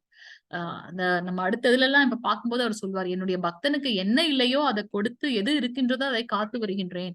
அவர்கிட்ட நம்ம சரணடைந்து விட்டா மத்ததெல்லாம் என்னோட கடமை இல்ல, அது பகவானோட கடமை அப்படின்னு போயிடுவோம் நம்ம இல்லையா. சோ அவர் வந்து முழு ஞானத்தோட என்னது இப்ப நம்ம ஒருத்தவங்க மேல அன்பு வரணும் அப்படின்னாக்கா அவங்களை பத்தி தெரிந்து கொண்டால்தான் அன்பு வரும் இல்லையா. சோ அதனால பகவானை பத்தி நிறைய தெரிஞ்சுக்கணும். எப்படி தெரிஞ்சுக்கிறது, நமக்குள்ள ஒரு ஸ்பெகுலேஷன் இருக்கக்கூடாது. அது பாகவதம் பகவத்கீதை அதை படிக்கும் போது உண்மையான தூய பக்தர்கள் கிட்ட இருந்து அவர்களுடைய ஞானத்தை அறியும் போது, நம்மளுடைய டெம்பிள்லயே பாத்தீங்கன்னா தமிழ்ல வந்து கிளாஸ் நடக்குது மார்னிங் 6:30க்கு. 4:30 மணிக்கு நம்மளுடைய மங்களார்த்தி நடக்குது. நம்ம பார்த்தோம் இல்லையா. இன்னைக்கு கிளாஸ்ல கூட நம்ம பார்த்தோம் காலையில 3 மணி செஷன்ல. எப்ப வந்து நம்ம பகவானுடைய அந்த ஆரத்தி பண்ணும்போது அவருடைய அந்த அர்ச்ச விக்கிரகத்தோட தரிசனம் இருக்கே, அது வந்து எத்தனையோ ஜென்மங்கள் நாம் செய்த பாவங்களை வந்து அழிக்கக்கூடிய ஒன்று. நம்மளால முடிஞ்சதுன்னா காலையில டெம்பிள் பக்கத்துல யாராரு இருக்கீங்களோ காலையில நீங்க போய் மங்களார்த்தி பார்க்கலாம். அது இல்ல அப்படின்னாக்கா அட்லீஸ்ட் நம்மளோட ஆன்லைன்ல வருது. நமக்கு பகவான் இவ்வளவு சிம்பிளிஃபை பண்ணி கொடுத்திருக்காரு. வீட்டுல இருந்தபடியே நம்ம வந்து மங்களார்த்தி எடுத்துக்கலாம். சோ அப்படி செய்யும் போது நமக்கு வந்து பாத்தீங்கன்னா எத்தனையோ ஜென்மங்களில் செய்த பாவங்கள் வந்து நம்மை விட்டொழிந்திடுகின்றது அப்படின்றத நம்ம பார்க்கலாம். சோ இங்க முழு ஞானத்துடன் எப்போதும் தூய பக்தி தொண்டில் ஈடுபட்டிருப்பவர்கள் பகவானுக்கு மிகவும் சிறந்தவர்கள் அப்படின்றத பகவானே வந்து சொல்றார். 19வது ஸ்லோகம் பிரபுஜி மாதாஜி. ஹரே கிருஷ்ண. 19. ஹரே கிருஷ்ண பிரபுஜி மாதாஜி வாசிங்க.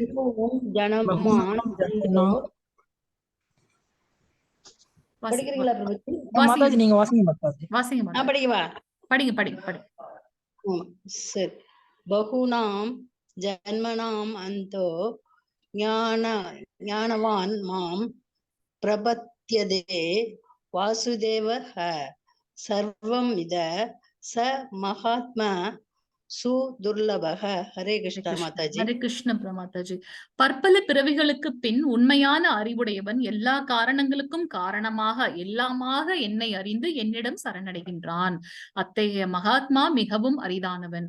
84 லட்சம் பிறப்புகள் நமக்கு இருக்கு அப்படின்றத பாக்குறோம். புழு, பூச்சி, நிலத்துல வாழக்கூடியது, நீர்ல வாழக்கூடியது இதெல்லாம் கடந்து நமக்கு மனித பிறவிகள் மட்டுமே 4 லட்சம் மனித பிறவிகள் இருக்குன்றத பாக்கலாம். சோ இது எல்லாத்தையும் விட உயர்ந்ததாக நமக்கு வந்து அரிது அரிது மானிடராய் பிறத்தருளுது அப்படின்னு சொல்லியிருக்காங்க நம்ம அவை பிராட்டியார். சோ நம்ம மனிதர்களா பிறக்கும் போது அதுல ஏன் அப்படின்னாக்கா ஏன் கேள்வி ஞானம் வந்து நம்ம கேட்டு பகுத்தறிவு கொண்டு வருகின்றோம் அப்படின்னு பாக்குறோம். திருதராஷ்டிரர் வந்து துரியோதனனை பார்த்தது இல்ல, ஏன்னா அவர் கண்ணு தெரியாது இல்லையா. ஆனா துரியோதனனை பத்தி கேட்டு கேட்டு கேட்டு அவன் மேல அவ்வளவு ஒரு பற்று, அந்த பற்று, காமம், அவ்வளவு ஒரு பற்று, பேராசை. அதனால தன் குழந்தை தப்பு பண்ணா கூட அதை கேட்கக்கூடிய ஞானம் இல்லை அப்படின்றத பார்க்கலாம் திருதராஷ்டிரன். அது போல ருக்மணி அம்மாவும் வந்து கிருஷ்ணரை பார்த்ததே கிடையாது. எல்லாரும் கிருஷ்ணரை பற்றி சொல்லி கேட்டு கேட்டு கேட்டு அவங்களுக்கு அவர் மேல வந்து காதல் வந்து விட்டது. அதனால அவங்க என்ன பண்ணுவாங்க, நாளைக்கு வந்து அந்த தன்னுடைய அண்ணன் ருக்மி வந்து இவருக்கு வந்து கல்யாணம் பண்ணி வைக்க போறாரு. உடனே என்ன பண்றாங்க, அவங்க ஒரு லெட்டர் வந்து எழுதி அனுப்புறாங்க, பிராமணர் மூலமாக கிருஷ்ணருக்கு அனுப்புறாங்க. சோ நம்ம வந்து ஃபர்ஸ்ட் பகவானை பத்தி நிறைய கேட்கணும். முதல்ல வந்து பக்தியில வந்து முதல்ல இருக்கக்கூடியது வந்து பாத்தீங்கன்னா ஸ்ரவணம், அவரை பத்தி கேட்கணும். அப்படி கேட்டு அந்த ஞானத்தை வளர்த்து கொண்டு பின்பு அவர்கிட்ட வந்து முழுமையாக சரணடையணும். இங்க அவரே சொல்றார், பற்பல பிறவிகளுக்கு அப்புறமாக உண்மையாக அறிவுடையவன் எல்லா காரணங்களுக்கும் பகவானே அப்படின்னு தெரிந்து கொண்டு எல்லாமாக அவரை அறிந்து கொண்டு அவரிடம் சரணடைகின்றான். அத்தைய மகாத்மா, ஆத்மா இல்ல மகாத்மா மிகவும் அரிதானவன் அப்படின்றத வந்து பகவான் கிருஷ்ணரே இங்க சொல்றார். 20வது 21வது ஸ்லோகம் மாதாஜி பிரபுஜி வாசிங்க. 20, 21. ஹரே கிருஷ்ண மாதாஜி. ஹரே கிருஷ்ண பிரபுஜி. காமைஸ்தைர் ஹிருதஞானாக பிரபத்யந்தே அந்ய தேவதாக தம் தம் நியமம் ஆஸ்தாய பிரகிருத்யா நியதாக ஸ்வயா யோ யோ யாம் யாம் தனும் பக்தக ஸ்ரத்தையார்ச்சிதும் இச்சதி தஸ்ய தஸ்யாச்சலாம் ஸ்ரத்தாம் தாம் ஏவ விததாம் யகம். ஹரே கிருஷ்ண மாதாஜி. ஹரே கிருஷ்ணா பிரபுஜி. ஜட ஆசைகளால் அறிவை இழந்தவர்கள் தேவர்களிடம் சரணடைந்து தங்களது இயற்கைக்கு ஏற்ப வழிபாட்டு முறைகளையும் நியமங்களையும் பின்பற்றுகின்றனர். அது என்ன தங்களுடைய இயற்கை, ஏற்கனவே சொல்லியிருக்கார், மனிதர்களுக்கு வந்து 3 குணங்கள் இருக்கு, ரஜகுணம், தமோகுணம், சத்வகுணம். அந்த குணங்களுக்கு ஏற்றார் போல அந்தந்த தேவர்கள், அப்கோர்ஸ் பகவான் தான் வந்து தேவர்களை வந்து நியமித்திருக்கின்றார் எல்லா கடமைகளையும் ஒழுங்கா செய்யறதுக்கு. எப்படி அந்த ஒரு ஊசி இதுல நூல்ல வந்து முத்து மாலைகள் கோர்க்கப்பட்டிருக்கின்றதோ அது போல இந்த பிரபஞ்சமே வந்து அதோட கடமை அவங்க இடத்துல இருந்து செய்யறாங்க இல்லையா. அதை வந்து மானிட்டர் பண்றதுக்கு தேவர்களை வைத்ததும் அவரேதான். இந்த சூரியன் சந்திரன் நம்ம பார்த்தோம், சூரிய மன்னனான விவஸ்வானுக்கு இந்த ஞானத்தை கொடுத்தேன் அப்படின்னு சொல்றாரு. விவஸ்வான்றது ஒரு பர்சன், சூரியன்றது வந்து பாத்தீங்கன்னா ஒரு பதவி. சோ எப்ப வந்து முழுமையாக எந்த தவறுமே செய்யாத தர்மத்தோட 100 பிறப்புகள் வந்து நம்மளுடைய கடமையை செய்தனா நம்மளே வந்து பாத்தீங்கன்னா பிரம்மாவோட அந்த பதவிக்கு வந்து பொருத்தமானவர்கள் அப்படின்றத பார்க்கலாம். சோ ஜட ஆசைகளால் அறிவை இழந்தவர்கள், எனக்கு இது வேணும் அது வேணும் அந்த பற்று இருக்கவங்க தேவர்கள் கிட்ட சரணடைந்து, ஏன்னா அந்தந்த அவங்கவுங்களுக்கு பவரையும் கொடுத்துடுறாரு. எவ்வளவு அழகா அட்மினிஸ்ட்ரேஷன் பண்றாரு பாருங்க. போஸ்டையும் கிரியேட் பண்ணி அந்த போஸ்ட் சாங்ஷன் பண்ணி ஃபில் பண்ணி அவங்களுக்கு உண்டான பவரையும் கொடுத்துடுறாரு பகவான். சோ அப்ப அவங்களுக்கு உண்டான என்ன பவர் இருக்கோ அதை வந்து அவங்க எக்ஸிக்யூட் பண்றாங்க. சோ அதை தெரிந்து கொண்டு நம்ம என்ன பண்றோம், அவர்கள்கிட்ட வந்து அப்கோர்ஸ் நம்ம எல்லாருக்கும் வந்து மதிப்பு கொடுக்கணும், மரியாதை கொடுக்கணும். அதே சமயத்துல ஆனா பற்று யார்கிட்ட இருக்கணும், அதீதமான பற்று யார்கிட்ட இருக்கணும், தன்னுடைய தந்தையான பகவான் ஸ்ரீ கிருஷ்ணர் கிட்ட தான் இருக்கணும். நம்மளோட ஃப்ரெண்ட்ஸோட அப்பா எல்லாம் கூட நம்ம எல்லாருமே அப்பா அம்மான்னு கூப்பிடுவோம். ஆனா யார்கிட்ட உண்மையான அன்பு இருக்கு அப்படின்னு பாத்தீங்கன்னா நம்மை பெற்று வளர்த்த தந்தை தாய்மார்கிட்ட தான் வந்து நம்மளுடைய அன்பு இருக்குன்றத பார்க்கலாம். அது போல தேவர்கள் மேல நமக்கு வந்து மரியாதையும் அன்பும் இருக்கணும். ஆனா பற்று யார் மேல இருக்கணும்னாக்கா பகவான் மேல இருக்கணும்ன்றத பார்க்கலாம். சோ தங்களது இயற்கைகளுக்கு ஏற்றாற் போல ரஜகுணம், தமோகுணம், சத்துவகுணம் அந்தந்த குணங்களுக்கு ஏற்றாற் போல துணை தெய்வங்களை அவங்கவுங்களுக்கு ஏற்ற அவங்கவுங்களுடைய நியமம்னா என்ன, அந்த ஒழுக்க முறைகளை நடைமுறைகளை பழக்க வழக்கங்களை கடைபிடித்து அவங்க பின்பற்றுகிறார்கள்ன்றதை பார்க்கலாம். எல்லோரது இதயத்திலும் நான் பரமாத்மாவாக இருக்கின்றேன். பகவானே ஏற்கனவே சொல்லியிருக்கார், காரண சாயி விஷ்ணு, அதாவது மகாவிஷ்ணு கர்ப்போதகசாயி விஷ்ணு, சிரோதகசாயி விஷ்ணு. சோ பரமாத்மாவாக சிரோதகசாயி விஷ்ணுவாக பகவான் இருக்கின்றார். அவர்கள் வந்து அந்த தெய்வத்தை வழிபடக்கூடிய அந்த விருப்பத்தையும் அவரே நிறைவேற்றி அதற்குண்டான நம்பிக்கையும் பகவானே கொடுக்கின்றார் அப்படின்றத பார்க்கலாம். ஆனா இதையெல்லாம் மீறி சாக்ஷாத் பகவானே வந்து முழுமுதற் கடவுள் அப்படின்னுட்டு அந்த ஞானத்தை வளர்த்து கொண்டு அவர்கிட்ட பற்றோடு இருக்கிற வந்து மிகவும் அரிதானவன். அவனுக்கு நான் பிரியமானவன், எனக்கு அவன் பிரியமானவன்றத வந்து பகவான் இங்க சொல்றார். 22, 23வது ஸ்லோகம் மாதாஜி பிரபுஜி. 22, 23. ஹரே கிருஷ்ணா. இன்னும் 2 ஸ்லைட் தான் இருக்கு, சொல்லிடுங்க கடகடன். ஹரே கிருஷ்ணா. தஸ்யாராதனம் சதயா சத்யா யுக்தஸ். யுக்தஸ் தஸ்யாராதனம் ஈஹதே லபதே தத காமன் மயேவ விஹிதான ஹரிதான. 23வது வாசிச்சுங்க. அந்தவது பலம் தேஷாம் தத்பவத்யல்பேதாசாம் தேவான் தேவயஜோ யாந்தி மத் பக்தா யாந்தி மாம் அபி. ஹரே கிருஷ்ண பிரபுஜி. தேங்க்யூ பிரபுஜி. இத்தகைய நம்பிக்கையுடன் இணைந்து அவன் ஒரு குறிப்பிட்ட தேவரை வழிபட்டு தனது ஆசைகளை பூர்த்தி செய்ய முயற்சி செய்கின்றான். ஆனால் உண்மையில் இந்த நன்மைகள் எல்லாம் என்னால் மட்டுமே அளிக்கப்படுபவை. பகவானால தான் வந்து அந்த நன்மைகள் அளிக்கப்படுகின்றது. அந்த நம்பிக்கையும் வந்து அவர்தான் வந்து சிறப்படு. அவர் வந்து ஹிரண்யகசிபு மாதிரி எல்லாத்தையும் இல்ல நான் தான் வந்து பிரபஞ்ச தோற்றாளன் மீன்ஸ் நீ எனக்கு தான் வந்து கட்டுப்படணும் அப்படிலாம் அவர் சொல்லல. அவர் நமக்கு முழுமையான சுதந்திரத்தை கொடுத்து இருக்கிறார், ஞானத்தையும் கொடுக்கின்றார். இப்ப நீ டிசைட் பண்ணிக்க என்ன பண்ணணும் அப்படின்றத வந்து பகவான் சொல்றாரு இல்லையா. அடுத்தது வந்து பாத்தீங்கன்னா, தேவர்களை வழிபடும் சிற்றறிவு படைத்த மக்களது பலன்கள் தற்காலிகமானது, ஓர் எல்லைக்கு உட்பட்டது. தேவர்களை வழிபடுவோர் தேவர்களின் உலகங்களுக்கு செல்வர். ஆனால் எனது பக்தர்கள் இறுதியில் எனது உன்னத உலகை அடைகின்றனர். ஒரு இடத்திலையும் சாக்ஷாத் பகவான் நமக்கு வந்து ப்ராமிஸ் பண்ணிட்டே இருக்கார்.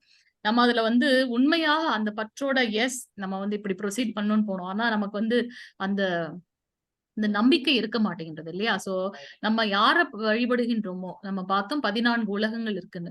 எந்த தேவர்களோட உலகத்துக்கு போகணும்னு நம்ம நினைச்சு தேவர்களை வழிபட்டு அந்த லோகத்துக்கு போவோம். ஆனா அங்கேயும் நம்மளுடைய அக்கௌண்ட் முடிந்ததுக்கு அப்புறம் திருப்பி இந்த பூலோகம் வரணும். ஆனா எது வந்து நிலையானது நித்தியமானதுன்னு பாத்தீங்கன்னா கோலோக விருந்தாவனம். அதுதான் வந்து நிலையானது. அங்கேயே வந்து கிருஷ்ணர் பாத்தீங்கன்னா பசுக்கு வந்து சேவகம் செய்து கொண்டிருக்கின்றார். அவர் நம்மள மெய்ப்பாளராக இருக்க போறது கிடையாது. அவரே வந்து பசுவுக்கு தான் வந்து சேவகம் பண்ணிட்டு இருக்காரு. சோ யாரெல்லாம் வந்து பசுவுக்கு சேவை செய்கின்றார்களோ அவர்கள்லாம் வந்து பகவானுக்கு மிகவும் பிரியப்பட்டவர்கள்ன்றதையும் நம்ம வேற இலக்கியங்களை வந்து பாக்குறோம். சோ இங்க பாத்தீங்கன்னா நம்ம எந்த லோகத்துக்கு யார வழிபடுகின்றோமோ அங்கேயே செல்கின்றோம். சோ பகவானை வழிபடும் போது அவருடைய லோகமான கிருஷ்ண லோகத்துக்கு நம்ம போறோம் அப்படின்றத பார்க்கலாம். 24வது ஸ்லோகம் மாதாஜி பிரபுஜி. 24. ஹரே கிருஷ்ண.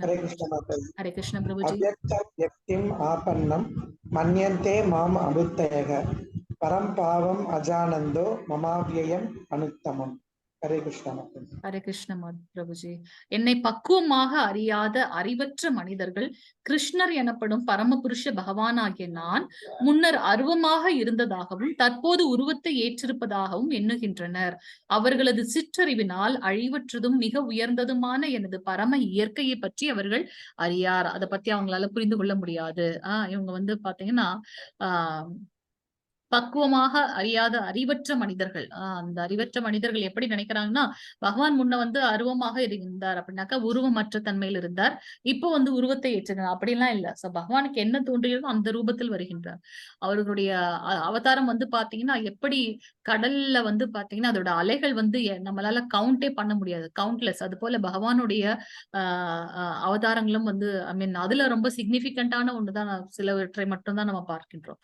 சோ அவர் வந்து ஒரு இதுலயும் வந்து உருவத்தை ஏற்றுக்கொள்கின்றார். நமக்கு எப்படி வந்து எதையுமே அது சாத்தியமே இல்லாத மாதிரி இருக்கு இல்லையா. நமக்கு ஒரு உருவமே இல்லாதப்ப அது மேல எப்படி நமக்கு அன்பு செலுத்தி எப்படி நம்ம வந்து ஒருமுகப்படுத்துறதுன்றது வந்து ரொம்ப குவெஸ்டின் மார்க்கா தான் இருக்கு. சோ அததான் அவர் வந்து சொல்றார். அவர்களது சிற்றறிவினால் அழிவற்றது. பகவான் வந்து எட்டர்னல். பகவான் கிட்ட இருந்து வந்து நம்மளும் வந்து எட்டர்னல், மிக உயர்ந்தது, ஹையஸ்ட் பிளாட்ஃபார்ம்ல இருக்கக்கூடிய பரம இயற்கையை பற்றி அவர்கள் அறிய மாட்டார்கள் அப்படின்றத சொல்றார். 25வது 26வது ஸ்லோகம் மாதாஜி பிரபுஜி. இன்னும் 2 மினிட்ஸ்ல முடிச்சிடலாம். 25, 26. ஹரே கிருஷ்ண மாதாஜி. ஹரே கிருஷ்ண பிரபுஜி. நாகம் பிரகாச சர்வஸ்ய யோக மாயா சமாபுருதः மூடோ அயம் நாவிஜானாதி லோகோ மாம் அஜம் அவ்யயம் வேத வேத வேதாகம் சமதீதானி வர்த்தமானானி அர்ஜுனா பவிஷ்யானி ச பூதானி மாம் மாம் து வேத கஷ்டன. ஹரே கிருஷ்ண பிரபுஜி. சிற்றறிவுடையோருக்கும் முட்டாளுக்கும் நான் ஒருபோதும் தோன்றுவது இல்லை. அவர்களுக்கு நம்ம வந்து தோன்ற மாட்டோம். நான் எனது அந்தரங்க சக்தியால் கவரப்பட்டுள்ளேன். சோ நம்ம எல்லாம் கண்டிப்பா சொல்லிக்கலாம், ஏதோ ஒரு ஜென்மத்தில் வந்து பகவானுடைய அந்த ஞானம் இருக்கிறதுனால நம்ம இப்ப கனெக்ட் ஆயிருக்கோம் இந்த பிளாட்ஃபார்ம்ல அப்படின்ட்டு. நம்மளுடைய டெம்பிள் பிரசிடென்ட் நாமநிஷ்டதாஸ் பிரபுஜி பாத்தீங்கன்னா நமக்கு எவ்வளவு பெரிய ஒரு பிளாட்ஃபார்மை வந்து உருவாக்கி கொடுத்திருக்கின்றார். 8.5 லட்சத்துக்கும் மேற்பட்டவர்கள் வந்து ரெஜிஸ்டர் பண்ணியிருக்கோம்.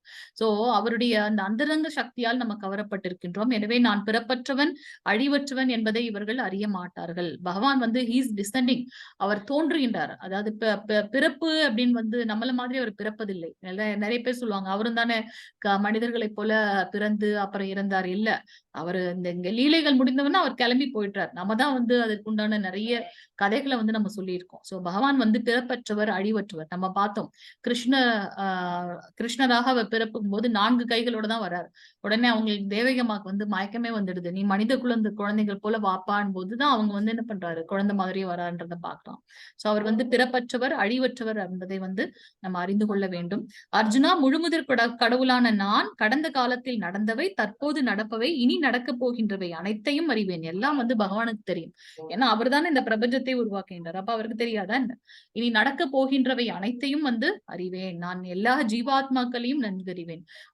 நமக்குள்ளார இருக்க ஆத்மாவை பத்தியே புரிந்து கொள்ள முடியல. ஆனா பகவான் வந்து எல்லாரையுமே வந்து வழி நடத்துகின்றார். அதனால அவருக்கு எல்லா ஜீவாத்மாவை பற்றியும் தெரியும். ஆனால் என்னை அறிந்தவர்கள் யாரும் இல்லை. தூய பக்தன் மட்டுமே என்னை வந்து அறிவான் அப்படின்றத பாக்கலாம். ஹரே கிருஷ்ணா பிரபுஜி. மாதாஜி வாசிங்க 28. இன்னும் 2 ஸ்லோகங்கள் தான் இருக்கு. வாசிங்க. கிருஷ்ண மாதாஜி. ஹரே கிருஷ்ண மாதா பிரபுஜி. ஏஷாம் துவந்த பதம் பாவம் ஜனானாம் புண்ணிய கர்மனாம் தே துவந்த்வ மோக நிர்முக்தா பஜந்தே மாம் திருடவிரதா. ஹரே கிருஷ்ண பிரபுஜி.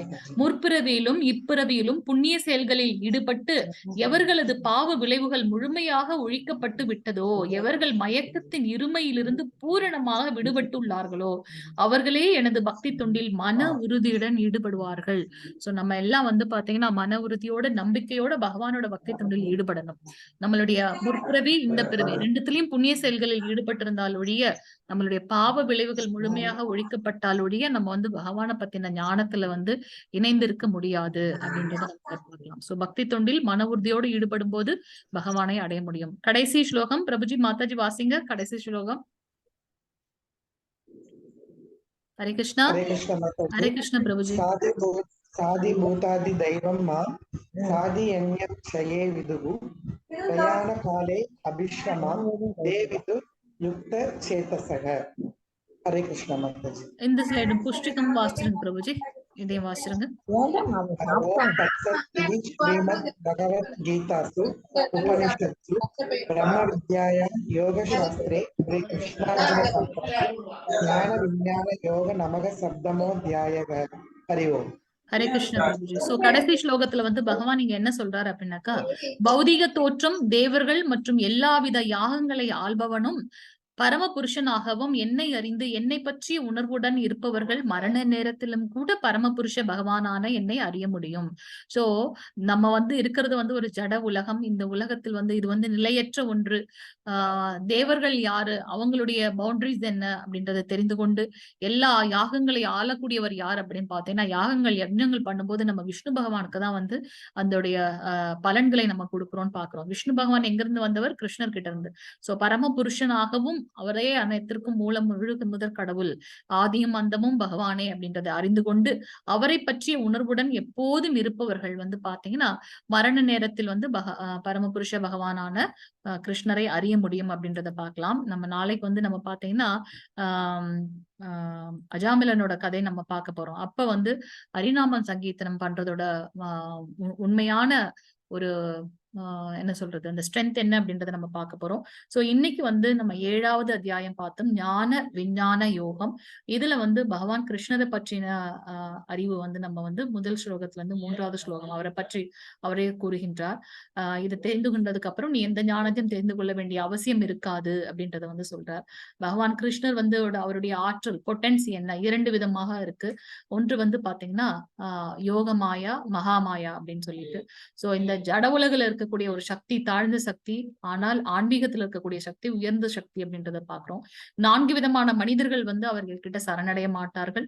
4 விதமான மனிதர்கள் அவர்கிட்ட சரணடைவார்கள். துயருற்றவர்கள், செல்வந்தோர், கேள்விகளை கேட்கக்கூடியவர், பூரண ஞானத்தை அடையக்கூடியவர்கள். இந்த 4 பேரும் பகவானை பத்தி சரணடைவார்கள். யாரு சரணடைய மாட்டார்கள்னா மூடர்கள், மூளையற்றவர்கள், அறிவற்றவர்கள், அதுக்கப்புறம் அசுரகுணம் படைத்தவர்கள், நாத்திகத்தில் லயித்தவர்கள் அப்படின்றத நம்ம பார்த்தோம். பகவான் கிருஷ்ணரிடம் சரணடைவதன் மூலமாக நமக்கு வந்து பாத்தீங்கன்னா பாவ விளைவுகள்ல இருந்து நம்ம விடுபடுகின்றோம் அப்படின்றத பார்த்தோம். தேவதேவியர்களோட வழிபாடு 20ல இருந்து 25 ஸ்லோகம் வரைக்கும் பார்த்தோம். வாஞ்ச கல்ப திருப்யஷ கிருபா சிந்திப்பே ஏவச்ச பதிதா